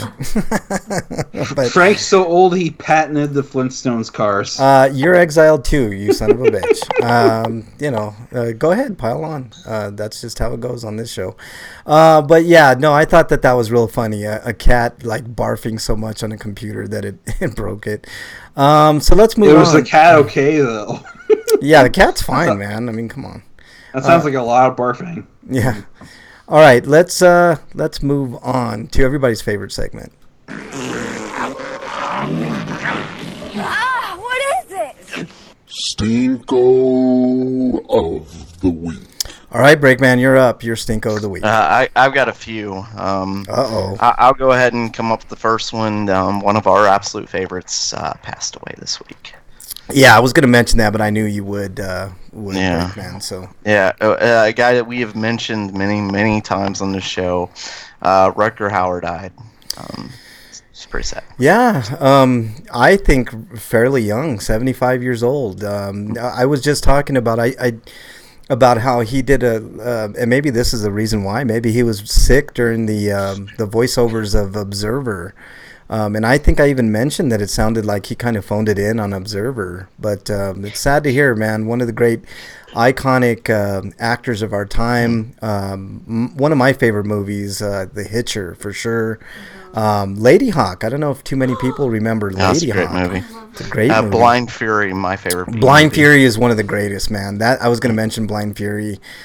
Sad to hear the passing of Rutger Hauer, man. What an immense talent. And of course, Blade Runner. How could we forget Blade Runner? One of the greatest I villains. mentioned it before. Like, the first time I saw Blade Runner, I was really bored with the movie until that speech at the end. Yes. Like, he gave that just amazing speech, and it was like, that's so, like, sad. Yeah. And he saved Harrison Ford because basically he just wanted to be remembered. Yeah, like, and at that point I had to watch the movie again. Yeah, the movie is great, man. It is a slow burn. It's not what the commercials made it out to be, like some action juggernaut. But Blade Runner was partially great in fact because of Rutger Hauer's performance, and I don't think he gets enough credit. I think it was solely because of his performance. And Freak says Blade Runner sucks. Well, I can see that because it isn't what a lot of people were expecting. Yeah, no, Freak 5 is definitely wrong. Blade Runner is one of the greatest science fiction epics of all time, and I think you should take another look at it, Freak. It's a master class in movie making. I think it's really, really good. And you're exiled, by the way. He says, I'm so old I had to submit a paternity test to prove I wasn't Adam's father. How dare you, Freak 5? How dare you? But Blade Runner was great. Blade Runner was great. Blind Fury is an underrated movie, in my opinion. I love Blind Fury. Yeah, Blind Fury is great. I don't know. Blade Runner is great, and you're right. That speech that he gave at the end, and if people remember his character correctly, like Rutger Hauer gave a certain gravitas to that character. You know, he was a quote unquote bad guy, but his only thing is he wanted to outlive his programming. I mean, if you and with that speech at the end, basically, like, you know, if I die now and you die, like, will I be remembered? Well, does my life matter? Right. Did anything that I've done matter? You know, nobody's going to remember me. You know, I forgot another one, Hobo with the Shotgun. That's another great movie. Yeah, Lady Hawk. Bernie says that was one of her favorites growing up, and she says that she forgot he was in Lady Hawk. There's been so many good movies there was one where I can't remember if he was a sniper, but he was some sort of military guy, and that was a great movie too. What the fuck am I thinking of? I get the feeling that everybody who plays Xehanort in Kingdom Hearts dies because, let's see, Leonard Nimoy did Xehanort until Kingdom Hearts 3 because he was dead for years already at this point, and then now Rutger Hauer's dead. Yeah. Dungeon says, I haven't watched a lot of stuff with Hauer in it, but when a movie came out that sounded interesting. What the hell is the Solar Babies? I know I've had seen him in it. I was like sold. Yeah. Almost anything. I know I've seen that movie because I remember that name, but I can't remember what the fuck it is. Yeah. Dungeon. There are a lot of fucking Rutger Hauer gems, man. I mean, absolute fucking gems. There was a movie he did, and it wasn't a great movie, but his performance was good. He was Dracula in a movie at one point, and I know he did Buffy the Vampire Slayer. I think he was Dracula in that too, but he added a gravitas that almost any other actor could not pull off. Solar Babies. What else? There's been a bunch of shit. Okay, that one's about bringing the rain back to the planet. Okay, yeah, I remember that one now. Okay. Yeah. All right, what else you got, Break? It's a shame. What are you saying, Frank? What else you got for Stinkos? Okay, Stinkos. My next Stinko goes to the fucking dentist that Mrs. Breakman went to. Uh-oh. Who fucking cut into her gums like a fucking piece of shit. Oh boy. Yeah. So, yeah, fuck that piece of shit. He jammed Novocaine into her tongue too. Oh. Yeah, and she had to go to an urgent care dentist afterwards, and they're like, yeah, like, what the fuck? Like, he cut way too much of your gum out. Oh boy. Wow. I don't know what else to say about that. She's in a lot of pain right now, and we're all pissed. So. Yeah, you might want to talk to a lawyer on that. Might want to talk to a lawyer on that, Mrs. Breakman, because That's some shady bullshit, man. If it didn't need to happen, it didn't need to happen. Also, putting Novocaine in your tongue is extremely dangerous because you could easily swallow it.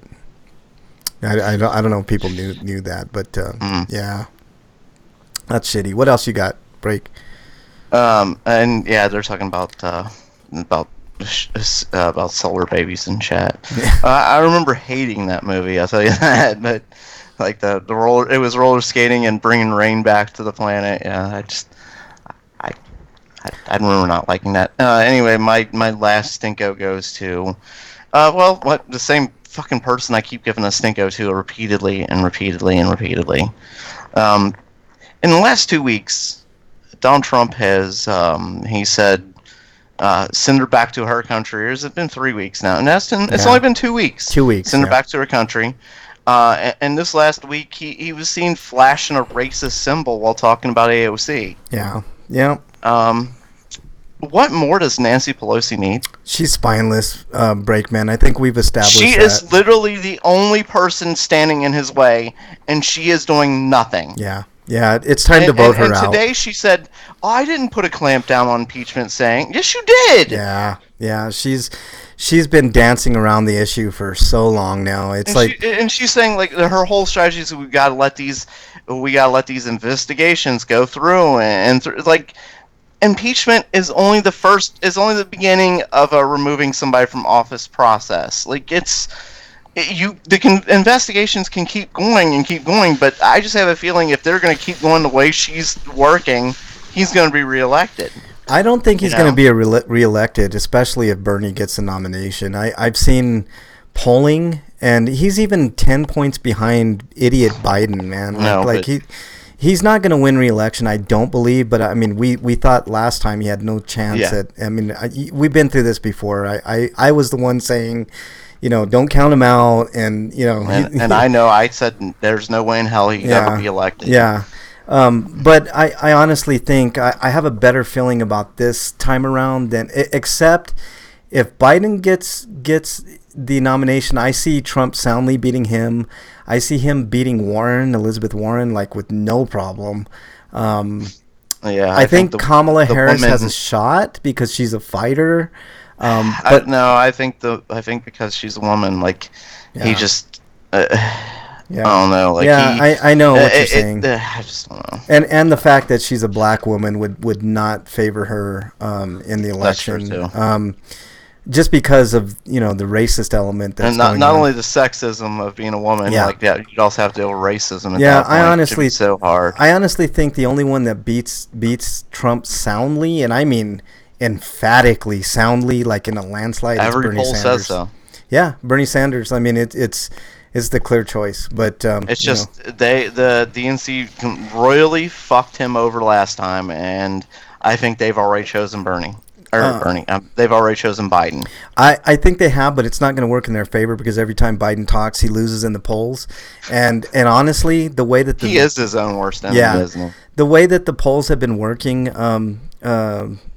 Brakeman, is there's so many candidates. I thought it was going to work against Bernie. I actually think it's going to work in favor of Bernie because these little guys like Hickenlooper and Bennett and all these other ones are cannibalizing not Bernie and not Warren. You can definitely see that in the polls, but they're cannibalizing the centrist like Biden, and I think a lot of people see Biden for what he is. Yeah, I agree, and he's tanking every time he talks. He tanks. He's a loser. He's a proven loser. He's lost every fucking election other than his what is it, the House or the Senate. I can't remember if he was a senator or rep, but other than that, every time he's went for president, he's lost emphatically, and this time is going to be no different. I mean, people. I joked before, I think Obama picked him as his vice president because people are like, well, shit, if we assassinate Obama, then we're fucking the racists were like, fuck, we're stuck with Biden. Well, no, the reason that he picked Biden was to appease the centrists. That was the only reason. He sucks. Like you said, it was a joke. Yeah, he sucks. Yeah. He's awful. His record is atrocious. He voted for the Iraq War.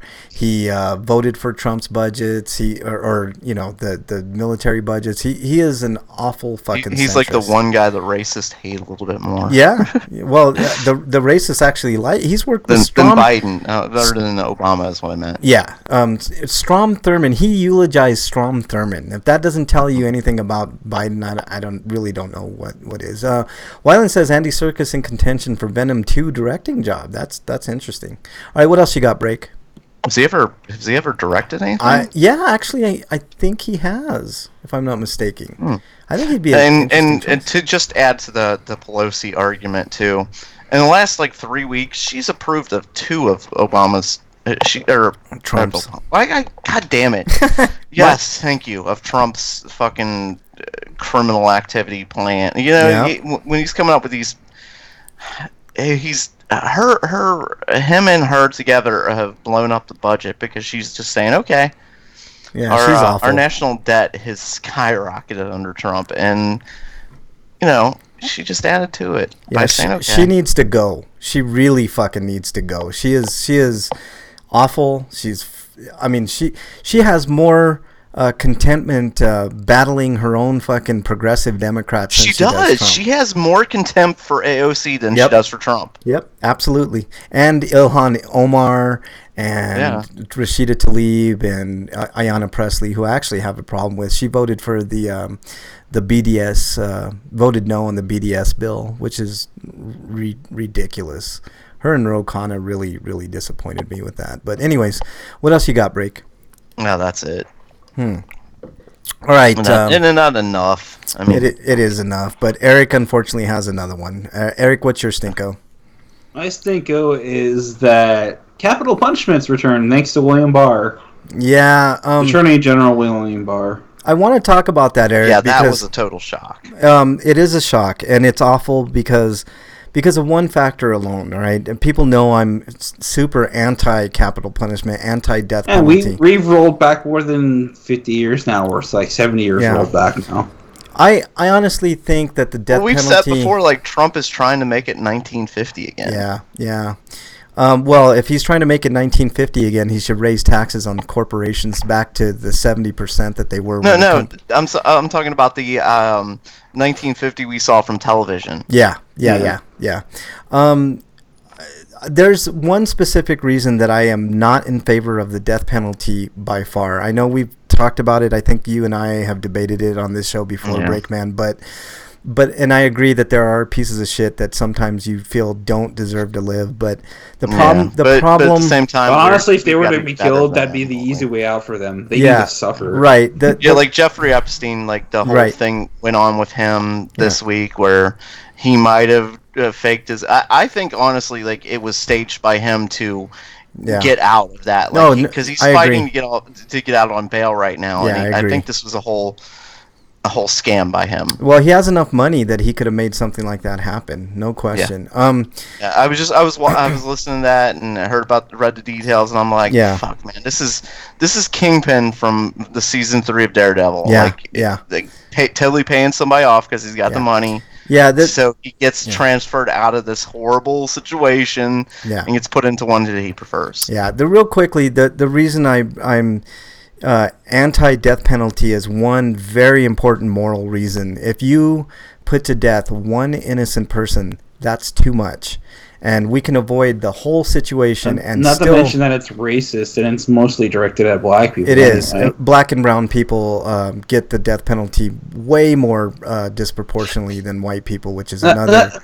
here's the thing, I think you're on the wrong end of the stick. I mean, pedophiles are pedophiles. They're not pederasts. Right. Pederasts are the ones that actually commit the crimes.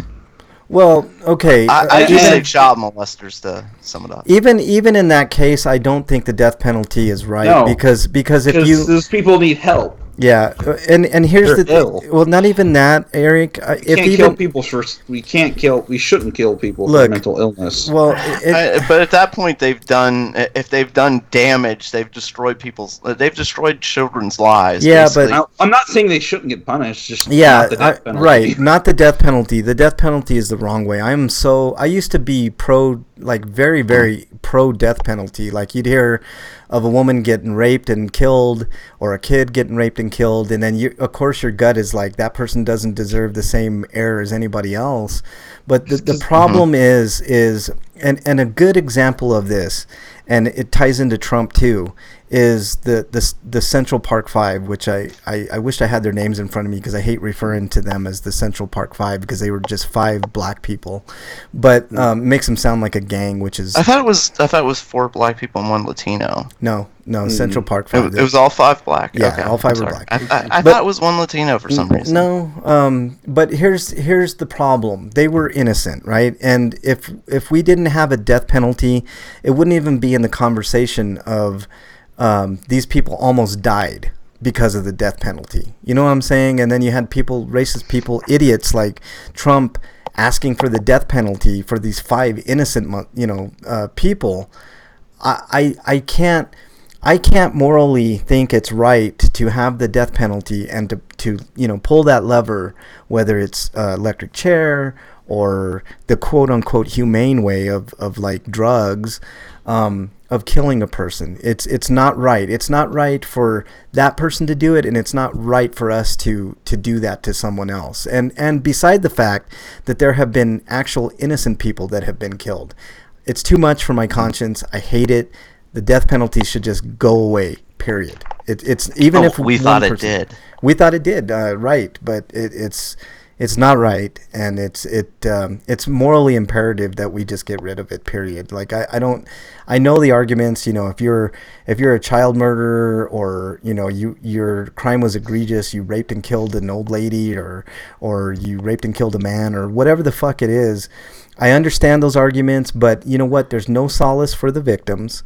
Time and time again, victims have said, it brings me no solace that this happens, and they've advocated for the opposite.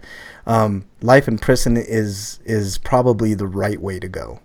Death penalty is just, to me, it's unconscionable, and anybody with a moral compass that thinks about it would probably come to the same conclusion, that one innocent person dying via this method is not worth the death penalty. All right, and then real quickly, my stink of the week.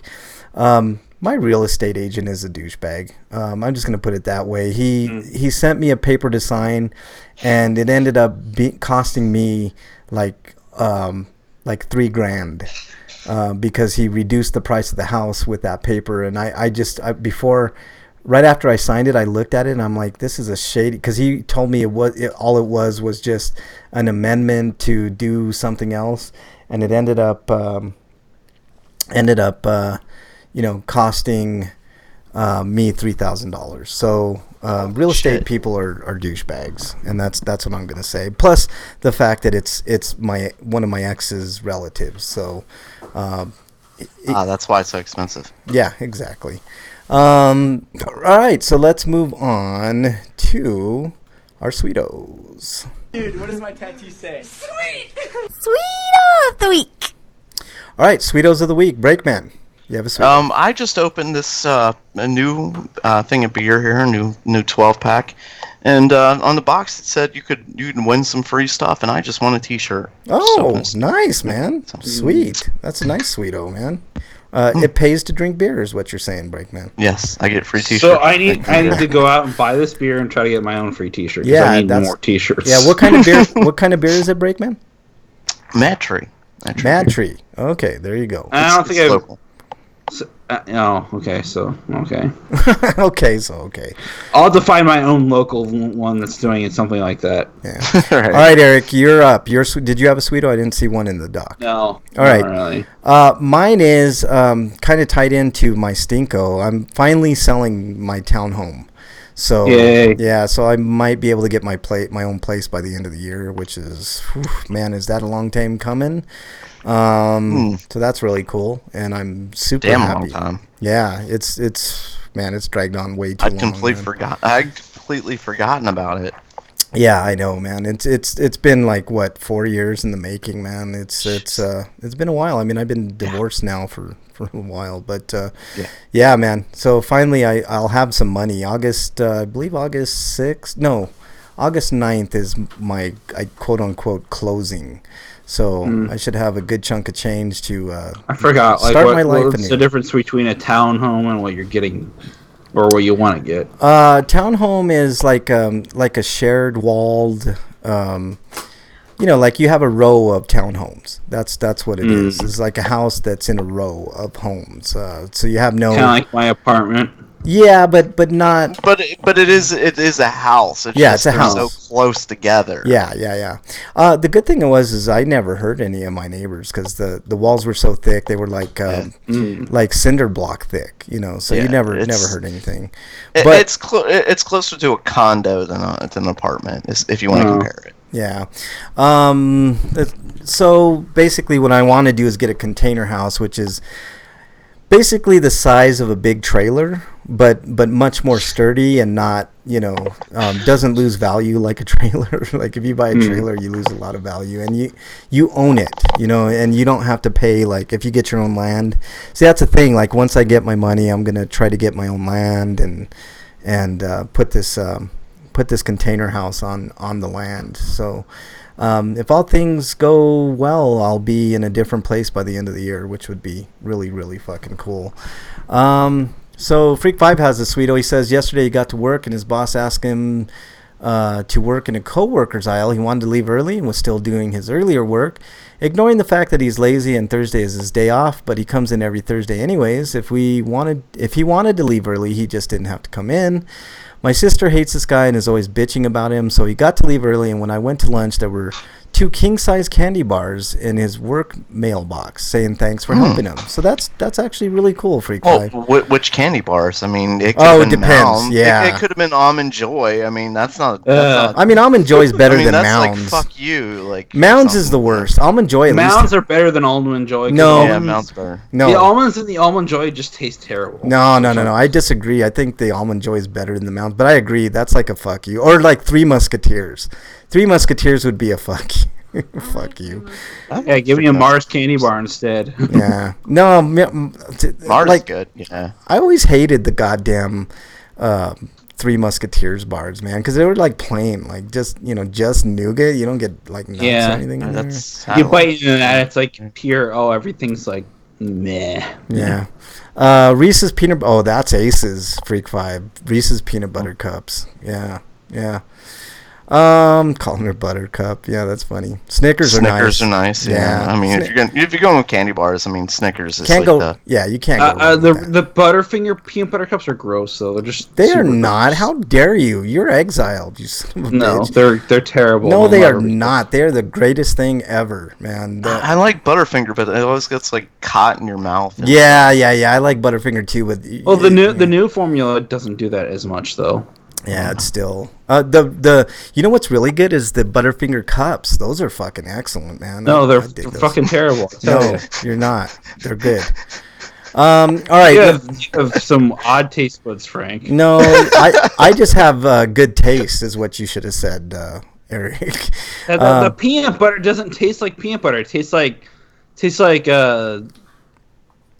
taffy, but like it's got a little bit of butt taste on it. How dare you? That's implying you know what butt taste, Eric. So no, I know what it smells like though, and your tastes are basically smells. No, it doesn't smell like ass. How dare you, Eric? You know what? You're getting another exile. How does it feel? This is the first time you've ever led an exiles, Eric. You son of a bitch. He likes eating buttercups that taste like butt. How dare you? Buttercups. Buttercups. Anyways. Yeah. Dungeon says I tried Butterfinger. It's great. Dungeon says I tried Butterfinger bars and I'll just give it to Frank next time. Wyland says new Butterfinger sucks. That's not true, man. It's all right. They tend to not like get like frozen solid hard when they're cold easily, so they're nice and crispy. Yeah, I like the air crispiness. Kit Kats are really tasty, man. I can't disagree with that. Coffee M&Ms are good. I like I want to try the chili like ones. The Heath bar? Yeah. Breakman told Eric what butt tastes like. Well, if it's a clean butt, it really doesn't taste like anything. Just saying. Oh yeah, because you are the ass eating expert on the show, right? Or some You can pour some what was it? Syrup on it, like some cheese or some chocolate or Maple. Reese's peanut butter cup Klondikes. Those are pretty good. Yeah, But if you bars don't pour anything on the ass and it tastes like anything other than just like Just skin, there's Yeah. you might want to go to a doctor and get some killers. All right, let's move on. I got a really cool free for all for everybody. It's a free for all. Little baby. Yeah, it's a free for all. Wow. Suck it. Before we get into free for all, I know I said free for all, but I didn't get to say what I was playing. I've been playing Bloodborne, aka throw my controller against the wall, just to let everybody know. Because How many have you broken? I'm working on 3 Breakman. So yeah, Bloodborne is fucking hard as fucking balls, man. I don't know how long I'm gonna be playing Bloodborne. I got to the first section and I got killed like 6 times, and I'm like, fuck, I can't fucking do anything in this game. Like, what the? Wow. And then like, it sucks because like the characters all fucking respawn every time. Like, it's not like you can kill, a few of these goddamn side, NPC whatever deals, but it just fucking sucks, man. Bloodborne is a great game, and I love it, but I hate it at the same fucking time, man. It's just, but anyways, free for all, guys. Frank needs to watch me play, and he can pick up tips. How dare you? So I know how to play Bloodborne. It just fucking aggravates, man. And I'm really patient with that game too. It's just, ugh. All right, be sure to give Vicar a melon. Let me tell you how dare you, cheese Dungeon. Let me tell you how you could cheese the 3 hunters in the Yagarl village. Yeah, I don't think I'll ever get that far, Eric. So, I can't even get past the first little goddamn section where you see all those villagers going up to the, stakes with the fire. Like, I can't do anything. The game actually gets easier from that on. Yeah, it's like, well... They make the beginning really hard for some reason. Yeah. Anyways, free for all, guys. This is what I have for you guys today. What are your favorite TV series of all time? Could be anime, could be live action, whatever. So I will start with you, Eric. What are your favorite TV series of all time? Favorite TV series of all time? I think we did this last week, but I already told you mine. No, we didn't do series. Well, we did anime or cartoons, but it's basically the same thing. I'll just say the same things I said. Dragon Ball Z, My Hero Academia, Gargoyles, and that's all I can really think of right now. Yeah. Okay. Solid choices for sure, Eric. What about you, Breakman? Some of your favorite series of all time. I know we're not going to have time to go through like all of them, yeah, but some of my favorite shows are cartoons because I don't watch a lot of live action stuff. Yeah. All right, Breakman, you're up? Breakman, did we lose Breakman? We lose him. Yeah, I'm wondering. Maybe he's muted. Muted. All right. Some of mine. Obviously, Breaking Bad is one of my favorites of all time. Breaking Bad's an all-time great show. It has one of the best endings of all time. I know people like to bring up The Sopranos, and that's obviously a great show.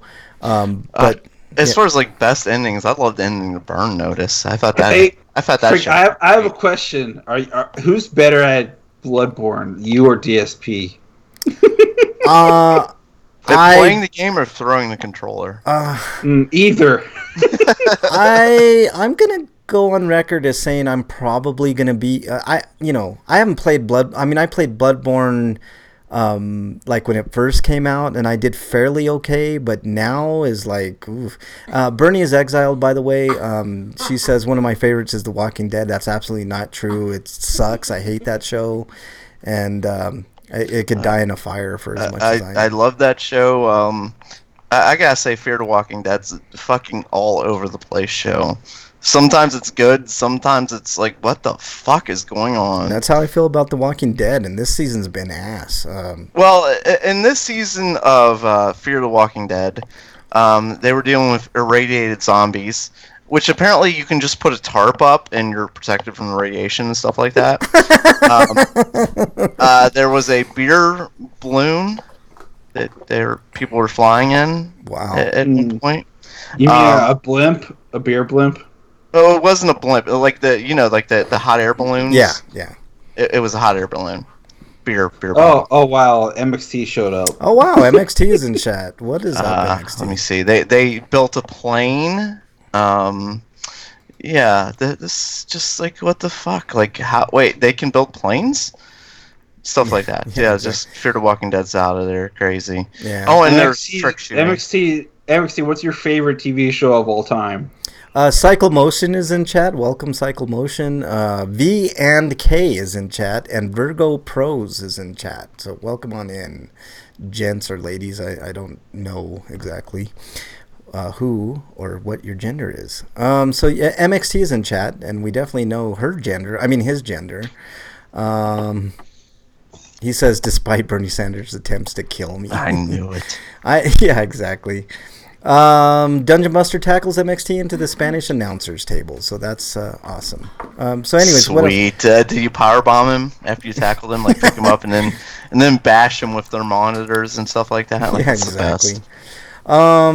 Just make sure you hold your hands up if you're gonna do the old chair bashing thing. Yeah. I've got a lot of favorite TV shows of all time. Like Freak's like I'm not sure my favorite TV show of all time. He said Power Rangers, but like which Power Rangers? yeah.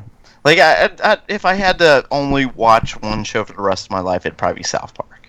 Yeah, South Park's a great show, man, for sure. I would definitely put that on my top 10 list for sure. I mentioned Breaking Bad. Breaking Bad's an all-time great. The Shield is a great fucking show. Ended pretty good. Very satisfying ending if you ask me to that show. Yeah. I would say Game of Thrones, but the last season really fucked it up, man. The second everybody hates the last season. Yeah. Beavis and Butthead, Aqua Teen Hunger Force, those were great shows. I love those. From Freak. Aqua Teen just kept getting weirder and weirder. It really jumped the shark after the movie. Yeah, Beavis and Butthead's in my top 10 for sure. I do love Beavis and Butthead. I like Ren and Stimpy too. I don't know if you guys like Ren and Stimpy all that much, but that's a great show. I think Mrs. Breakman likes Ren and Stimpy. I hate the creator of the show, but the show was good sometimes. Yeah, the show's fun, but I agree with you. The creator, Crick for Lucy. But anyways, Mrs. Breakman has them all on DVD. Ren and Stimpy. Yeah, that's good. MXT says Beavis and Butthead are his role models. That definitely shows MXT for sure. And Flux Dungeon said that was a great show. That was a weird cartoon. Yeah, it was good, man. It was really, really good, man. The company responsible for that one did like this like medieval show. Yeah. Did anybody watch that? I forget what it was called. It was on MTV as well. I don't remember. Reno 911. No, it wasn't MTV. It was on Cartoon Network, actually. Yeah, Dungeon brings up a good one. HBO Spawn. That was a great. Yeah, that was great. That probably was my second favorite animated show of all time. My first being like it's kind of a toss up between Serial Experiments Lane and Boogie Pop Fandom. Man, those are really. I have good Lane, ones. but I haven't watched it yet. Oh man, Lane is good. Serial Experiments Lane is really good, but I think I'll give the edge to Boogie Pop Phantom, man. Boogie Pop. I still need to watch the rest of that. Oh, have you seen Boogie Pop? I only saw the first disc of that show. Yeah, Boogie Pop Phantom's a great one. I kind of like, as far as anime goes, High School of the Dead I thought was pretty fucking good. Attack on Titan's really good. If you like pure lewd fest, yeah, I guess. It was fine. I think that show's better than fucking Walking Dead, to be honest with you. Freak 5 brings up a good one. Big Mouth's a good one. MXT says Dragon Ball, yeah. Gundam's a good one. Which? Yeah, the original. Yeah, probably the original. What else is good? He's priming all of them just to be an ass. Yeah. I mean, I meant just to be MXT. Yeah. I really like Seinfeld. Seinfeld's good to me. That was a good show. I love those like '90s comedy shows, like Home Improvement and shit. There were a bunch of them. Friends was a good one. I think it's a shame that we never got Gundam Double Zeta on Toonami. It's like you robbed us. Yeah, it's Married with Children. Thank you. It's all Bandai ABC's fault because Bandai ABC folded, and then the company that took over it never got in contact with Toonami to put it back on. Married with Children was okay, like the first couple of seasons, but to me it kind of fatigued at like after. That Married with Children is the only show I'd ever seen that jumped the shark multiple times. Yeah, but it's just more the same, you know. To me, it was. I love Married with Children. I watched it from beginning to end. Like even the horrible 7th season when they had a kid named Seven.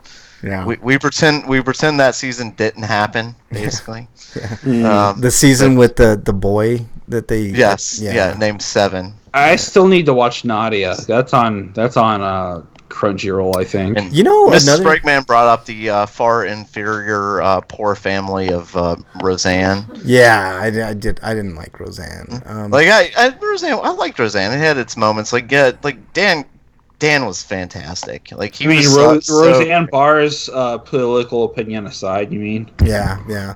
Dungeon says Mysterious Cities of Gold was fantastic. I could see that. Daria Freak 5 says I liked what else did I like, man? There's so many good ones, man. But I mentioned The Shield. The Shield's a great fucking show, especially if you like dirty cop drama type shit. That's a great show. Curse of the Golden Monkey? Is that what the show was called?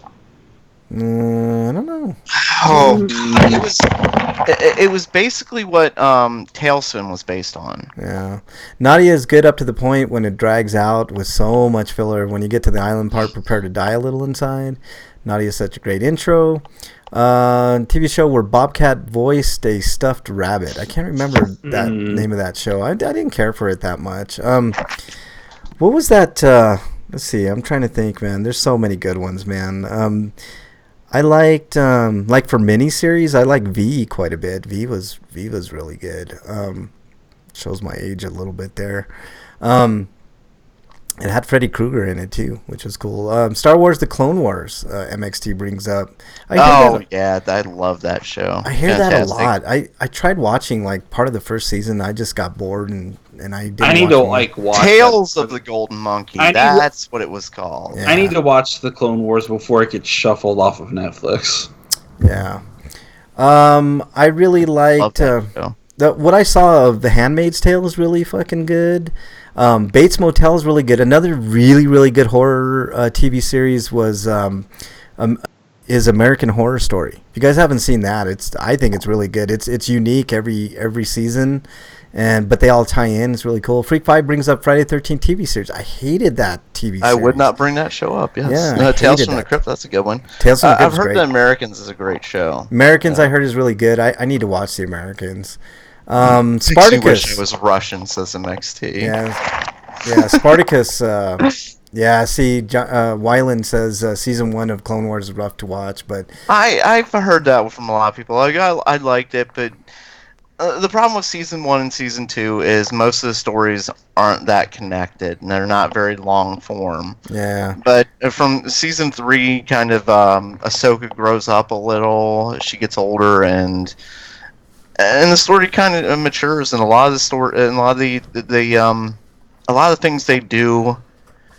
For instance, like there's a beheading and stuff like that, and they do a lot more mature stuff. Yeah. Third season 1. Let's see. Freak 5 says all of the CW shows.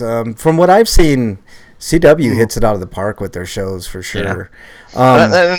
Another one of those shows that Legends of Tomorrow. Skip the first season, start with the second season. Yeah, I heard that. I tried watching the first season of Legends, and it was it's hard, like because it's one of those seasons where it's one of those shows where they're trying to throw everything at the wall and see what kind of sticks and stuff like that. Where the second season's where they really kind of find what their flow is, and then the third season's great, but the second season's like. Yeah. How can we understand now? We made mistakes. We're sorry. I would be remiss if I didn't say Daredevil. Daredevil's a fucking great series, man. It's a shame that went away. I hope they bring it back on Disney Plus, man. I mean, also Luke Cage. Luke Cage was a fucking. I think Luke Cage is one of the most underrated series. There's gonna be a War Machine show on Disney Plus. Yeah, they need to bring back all those other ones though, like Punisher and Daredevil. Oh, Punisher's another one I loved. Yeah, they could skip Iron Fist. I didn't care for Iron Fist. They definitely skipped Jessica Jones. Like I'm skipping the last season of that. Buffy the Vampire Slayer is a great show. Also Firefly, even though it only got one season, that's a great. That was a great show, a great movie too. But with Buffy basically that was one of those shows where kind of lost its edge once they graduated from high school. I think the show just like ugh. Yeah, I know it did drag a little bit for sure. What else? Oh, Cowboy I can't Bebop. wait for the Clone Wars to return. Says violent. Yeah. Let's see. What was I going to say? Oh, Cowboy Bebop. I don't know if you guys have ever seen Cowboy Bebop, but Cowboy Bebop. No, nobody's ever seen Cowboy Bebop. Man, is that a good fucking show, man? It was only the second most influential Japanese anime to like actually affect the Japanese culture. Yeah, it's really fucking good. I love all those the space westerns that came out in 1998. That one, Trigun, and Trigun, Outlaw Star. Yeah, Outlaw Star is a show for bros. I have to agree with somebody I know on Twitter. It has not aged as gracefully as Cowboy Bebop has by a wide margin. Dungeon Buster, you're very close to getting an exile, but I'll let you pass because you said you haven't watched it yet.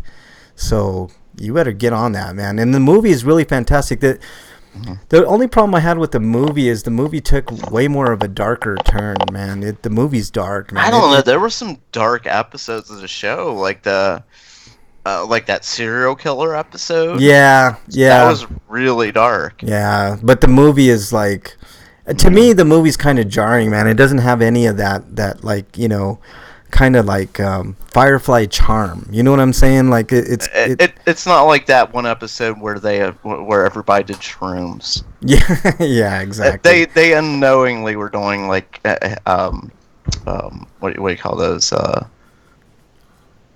What kind of shrooms? Like what is that word? Well, I don't know. Psychedelic. Psychedelic mushrooms. Jesus Christ. Freak Pie says Unhappily Ever After was the show he was thinking of with Bobcat as the stuff. Didn't that have Nikki Cox in it, man? I met Nikki Cox. She's definitely a hottie. Lucifer. Freak Five brings up. I haven't seen Lucifer. I heard it's really good, man. Netflix, I think, picked up Lucifer. People say that Good Omens is good too. Yeah, Good Omens. I heard good things about. I have not seen that yet, but people were up in arms. It's not one of those Amazon shows. Like I want to see that. I want to see. I really want to see The Boys. Like that. The previews for The Boys look fucking awesome. Handmaid's Tale is really good but I think that's Hulu. That's Hulu. Yeah, that's Hulu. Yeah, I've got Hulu. I could do that. Yeah, Handmaid's Tale. At least the first two seasons. I haven't seen the third, but and I haven't seen most of the second. But the first part of the second season are really good. It's kind of a slow burn build up show, but it's kind of a dystopian. It's pretty relevant to today, man. The way that women are treated, and I like it quite a bit, man. It's a really good show. Another one the only one on Hulu that I've watched is the Marvel Runaways. Yeah. It was all right, but you can tell it's like geared towards like a younger audience. Yeah. But it has like if you've watched TV shows, it has like a few of like recognizable actors on it and stuff like that. Yeah, a good watch is always Lupin the Third. Hey, there's that guy from Buffy and stuff like that. Yeah. There's something. Oh, the Wolf Creek series is actually really fucking good. I was really surprised. If you guys haven't checked that out, that's on Shudder, but I think you can get it on different services. But Wolf Creek season 1 is actually really fantastic, man. It has the same antagonist. How dare you, Freak Five? We're going with all these newer shows. Let me go back a while. Let's go with some older stuff. Yeah, what you got for older stuff? Fall Guy. Oh yeah, Fall Guy, man. Well, yeah, of course. Love the Fall Guy. Like back in the 80s, like there were two guys that like they were like my heroes. Like $1 Billion Man. Yeah, him like Kurt Sievers and what was that? What was his bionic name? Oh, We're man. just about over. Too. Roger or something. God, shit, what was his name? Wyland says he's still peeved that the Sarah Connor Chronicles got canceled because of Terminator Salvation. Yeah, Sarah Connor Chronicles was really good. And I gotta say, like, Lee Majors showing up in Ash vs. Evil Dead, which is another fucking that's a fantastic show. great show, man. I'm glad you brought that up, man. Ash vs. Evil Dead. I really wish somebody would have picked that show up like Netflix, man. It would have been a perfect transition over to Netflix. Yeah, but I kind of get the idea that that Bruce Campbell's he's getting kind of old for the physical comedy. Like I get the idea it's kind of wearing on his body. He still wants to do it, man. Like I know Well, he said he's retired from being Ash. Yeah, like, but he's and the way he said it kind of makes me think that it's like, yeah, like I can see that. Like I was talking to Bernie about this Breakman, and I think if they backed up the Brink truck like they did for Ash versus Evil Dead, he'd do it again, man. He would do it again. Well, I mean, who wouldn't at that point? But like he's getting older, you know. Yeah, it was so good, man. That show was so good. There was an episode, I can't remember, I think it was season 2, where I can't believe they went there, man, with the bathroom scene. I think you know what I'm talking about, Break. There were a lot of scenes where I couldn't believe they went there. There was I think it was in the 3rd season where he was in a sperm bank. That was a great one, man. I was like, wow, that's a great show, man. Ash vs. Evil Dead was a ton of fun. I actually think they could do a spin-off with just Pablo and what I can't remember what the woman's name was. Kelly, yeah, I think they could do a spin-off. They were fantastic. They were great, man. And they had a daughter. What was his daughter's name? Yeah, they brought his daughter into it, which I thought was really interesting. They did a lot of good stuff with that show, man. That was a great show. Bates Motel, I don't know if I mentioned that. That was like the Psycho thing. Yeah, I watched I think an episode of it, and I was kind of bored with it. No, man, it's really good. That show just gets better and better, man. I didn't watch the last season, but the first 3, I think maybe 4 seasons was really, really good, man. Really, really good. Let me see. I'm trying to think of like older shows. How about the A-Team? Oh, that's a good show. Yeah. A-Team. Knight Rider. Knight Rider, of course. Like these shows that were like wrapped around like the awesome vehicles and stuff. Like the A-Team has their van, and Airwolf obviously had the Airwolf and Airwolf, of course, man. And of course, Kit. Who didn't love Kit? Of course, man. Kit was awesome. Oh, you mentioned one Greatest American Hero. How could you? Oh, fuck. I love Greatest American Hero. How could you go wrong with that, man? It had one of the greatest fucking... It had a great theme song, and then Airwolf. Is that how I pronounce it? Oof. Yeah. So but like it had a great theme song, and it was such a great theme song that they released a single of it, and they added an extra verse to it on the radio. Yeah. The extra verse sucked, by the way. Yeah. The Simpsons, I know that the latter seasons of The Simpsons really, really fucking suck, but you can't take away from the greatness that was probably the first 7 seasons of The Simpsons. Star Trek, the original series. And was great. If you say Simpsons, I have to say Futurama. It never gets enough love. I love Futurama. Yeah, Futurama's great too. No question about that. Like I every season of Futurama, I think personally I prefer that to the Simpsons. Or what about the Twilight the new Zone? show that they did was pretty good. What's that? Unenchanted or something like that. I forget what it's on Netflix. It's actually Disenchanted. Disenchanted, yeah. It starts slow, but it got pretty good. Twilight Zone. How could I forget Twilight Zone, man? That's a great one. And X-Files was a great show too, man. We're running up. Yeah. Next Generation. We got a few minutes, man. I know you probably are hungry and stuff. What else? The Office is really good. I Love Lucy. I love The Office, if you want to go old school, I Love Lucy was a great show. Dexter was pretty good, except for like the last season really fucking sucked. Okay, let me think of shows that were going on before I was born that were good. Laugh-In. That was a funny ass show. Andy Griffith Show, of course. That's a great show. That's a great show, man. How dare you? I like Bewitched. Bewitched is good. Yeah, Bewitched. And what was I Dream? Like I said, Frank and Break are old. How dare you? We're talking about shows that were on before we were born right now. Yeah, they already said I Mr. Ed, Parks and Rec, The Office, Freak 5 says. Yeah. I'm trying to think of like the good shows that were on before we were born, because there were some just Battlestar Galactica, Addams Battlestar Family. Galactica. This isn't a show that was on before I was born, but I need to get to watching seasons 2 No, and she 3 said all of Which of one? Stranger Things. Oh, Stranger Things, Stranger so good. Things. God, why didn't I even think of that? I was thinking Yeah. about it earlier today. That's such a great Stranger show. Things is so fucking good. Freak 5 is exiled, so he's now tied with that. Anybody watch the new Twilight Zone yet? It is good, man. It's really fucking good. Jordan Where is Peele, that? Where can you watch that? CBS What was All this other Access. one? The Outer Limits. That was a good show too. Outer Limits was It's good. on PBS. Night Gallery was good. If you like Twilight Zone, Night Gallery is kind of in that. How about Bob Newhart? You guys ever watched Bob Newhart? Probably no. No. Well, that had one of the best endings ever. Not the first show, but his second show. Yeah.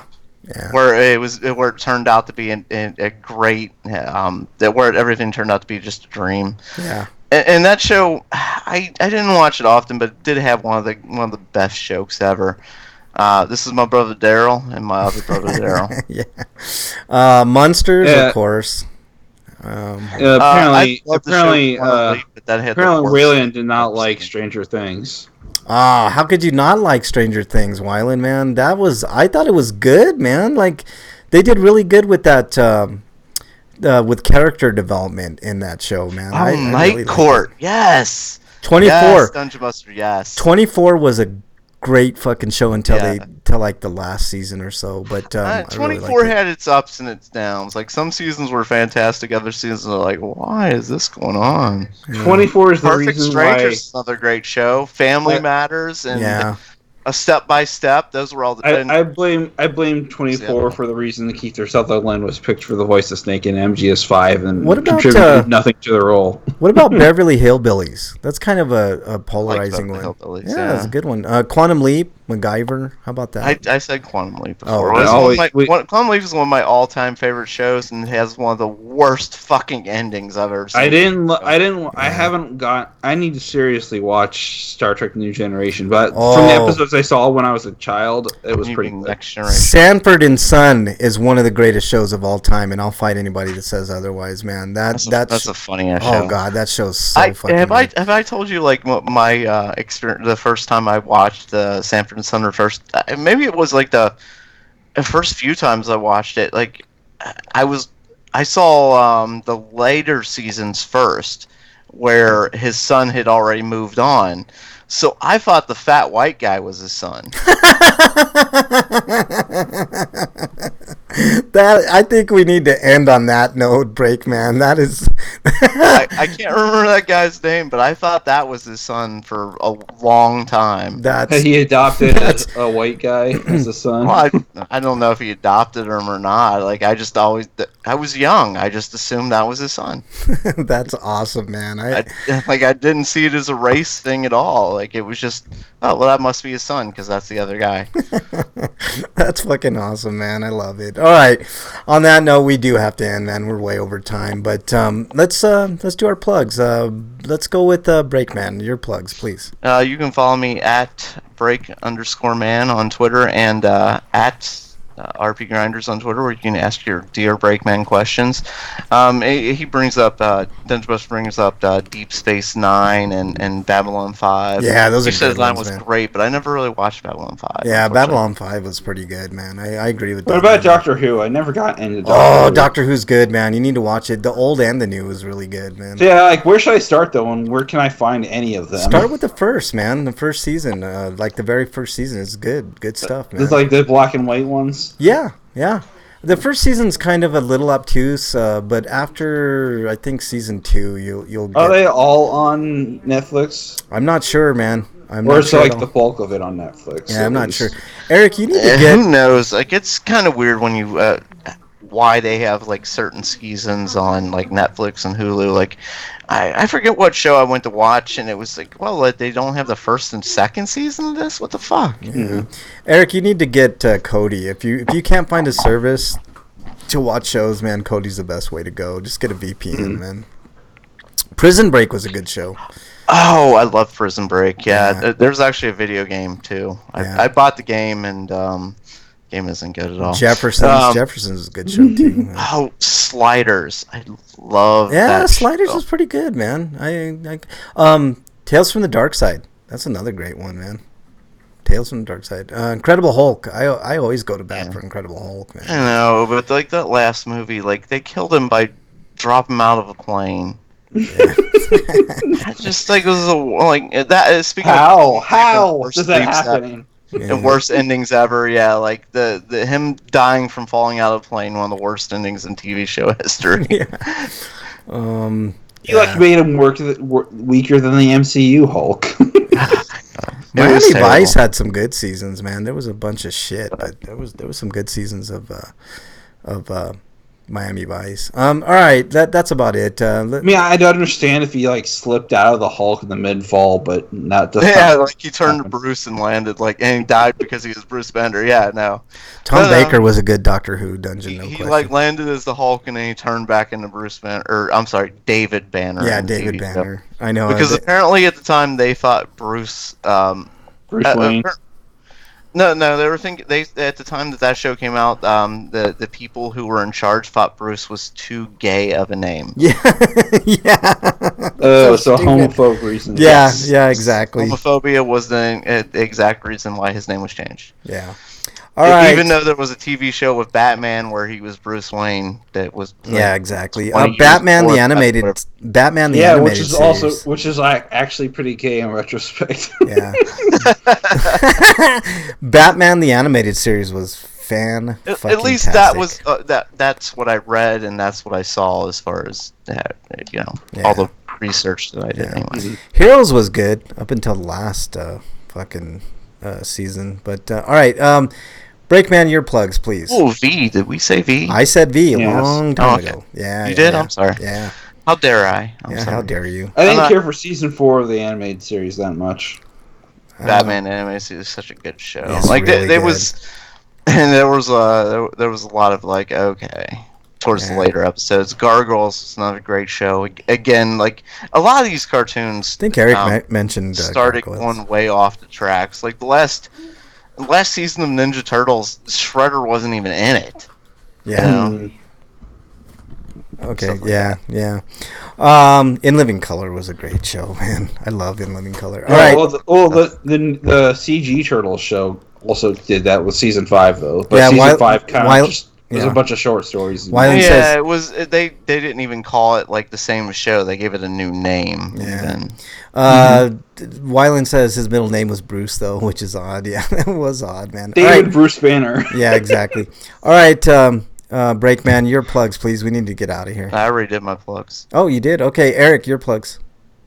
You can find reviews I've written at sites like totallygn.com. I've got 2 reviews up there of Soul Seraph, which is not a good game, and the other one would be hold on, I'm loading it up right now. Agalos, that's right. I wanted to do more this week, but I just been in a funk, and it's been hard to actually come up with things to write. Yeah. And or find time because I've usually been tired or something or running around. Yeah. But I'll get more stuff to done this weekend after my stupid 8-hour workday tomorrow. Yeah, that sucks, man. All right, what else you got, Eric? But if you like what I wrote and you want to support me, even as little as $1 would help. You can go to my Patreon, Eric Kelly, or at my Twitter account. The link to my Patreon's there at EricRPG. And that's it. All right. You can follow me on Twitter at Frank Branches. We're talking about G.I. Joe Resolute. You can watch that on Tubi, so that's for free. There you go. You could actually catch me on another podcast I did called Hill of Roses. It was a political podcast that we had a lot of fun. We talked about how we can go forward with an ethical economy. So it was an interesting 4-person format, and I think you guys would be very interested in listening to it. There was a lot of good ideas on the show. Not a ton of disagreement, but I think you guys would like it, man. If you like what I say about politics on this show and you want just more of that, make sure you check that out. Hill of Roses, and you can follow them at Hill of Roses on Twitter. I thought it was a really good show, man. It's I don't know, it was just good. You can also catch me on any of the consoles, RPGrinders. What else? I think that's about it this week. Oh, thank everybody in chat. Who all was in chat? I know MXT was in there. Virgo Pros was in there. VNK. Dungeon was in there. Good friend Dungeon. I know Freak 5 was in there. Lurks. Wyland was in there. Cycle Motion. Slagar, I know, was in there as well. And Commander Root. And there, if I missed anybody, I apologize. And also a very special thank you to all the archive listeners on Twitch, YouTube, and everywhere else you can listen to us, Stitcher and Podbean, stuff like that. If you want to join us live, we're live every Friday 7 Eastern time on YouTube and Twitch, twitch.tv/RPGrinders, or just search RPGrinders on either platform. And I will read your comments, etc. Most everybody goes on to the Twitch chat, although I do have the YouTube chat up as well when we do the show live. Anything else, gentlemen? You can, I mean, if you want to play on like Xbox, and my name's Breakman on there. Add Breakman on the Xbox, man. Okay, and that's about it. Thanks everybody so much. Stay safe this weekend. We want to see you all back here next weekend. Until then, we're out.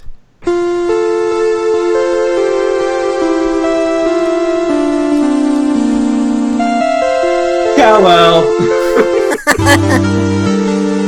Oh, I gotta get to it. I don't know if I can reach it. Let me try. I'm going for it.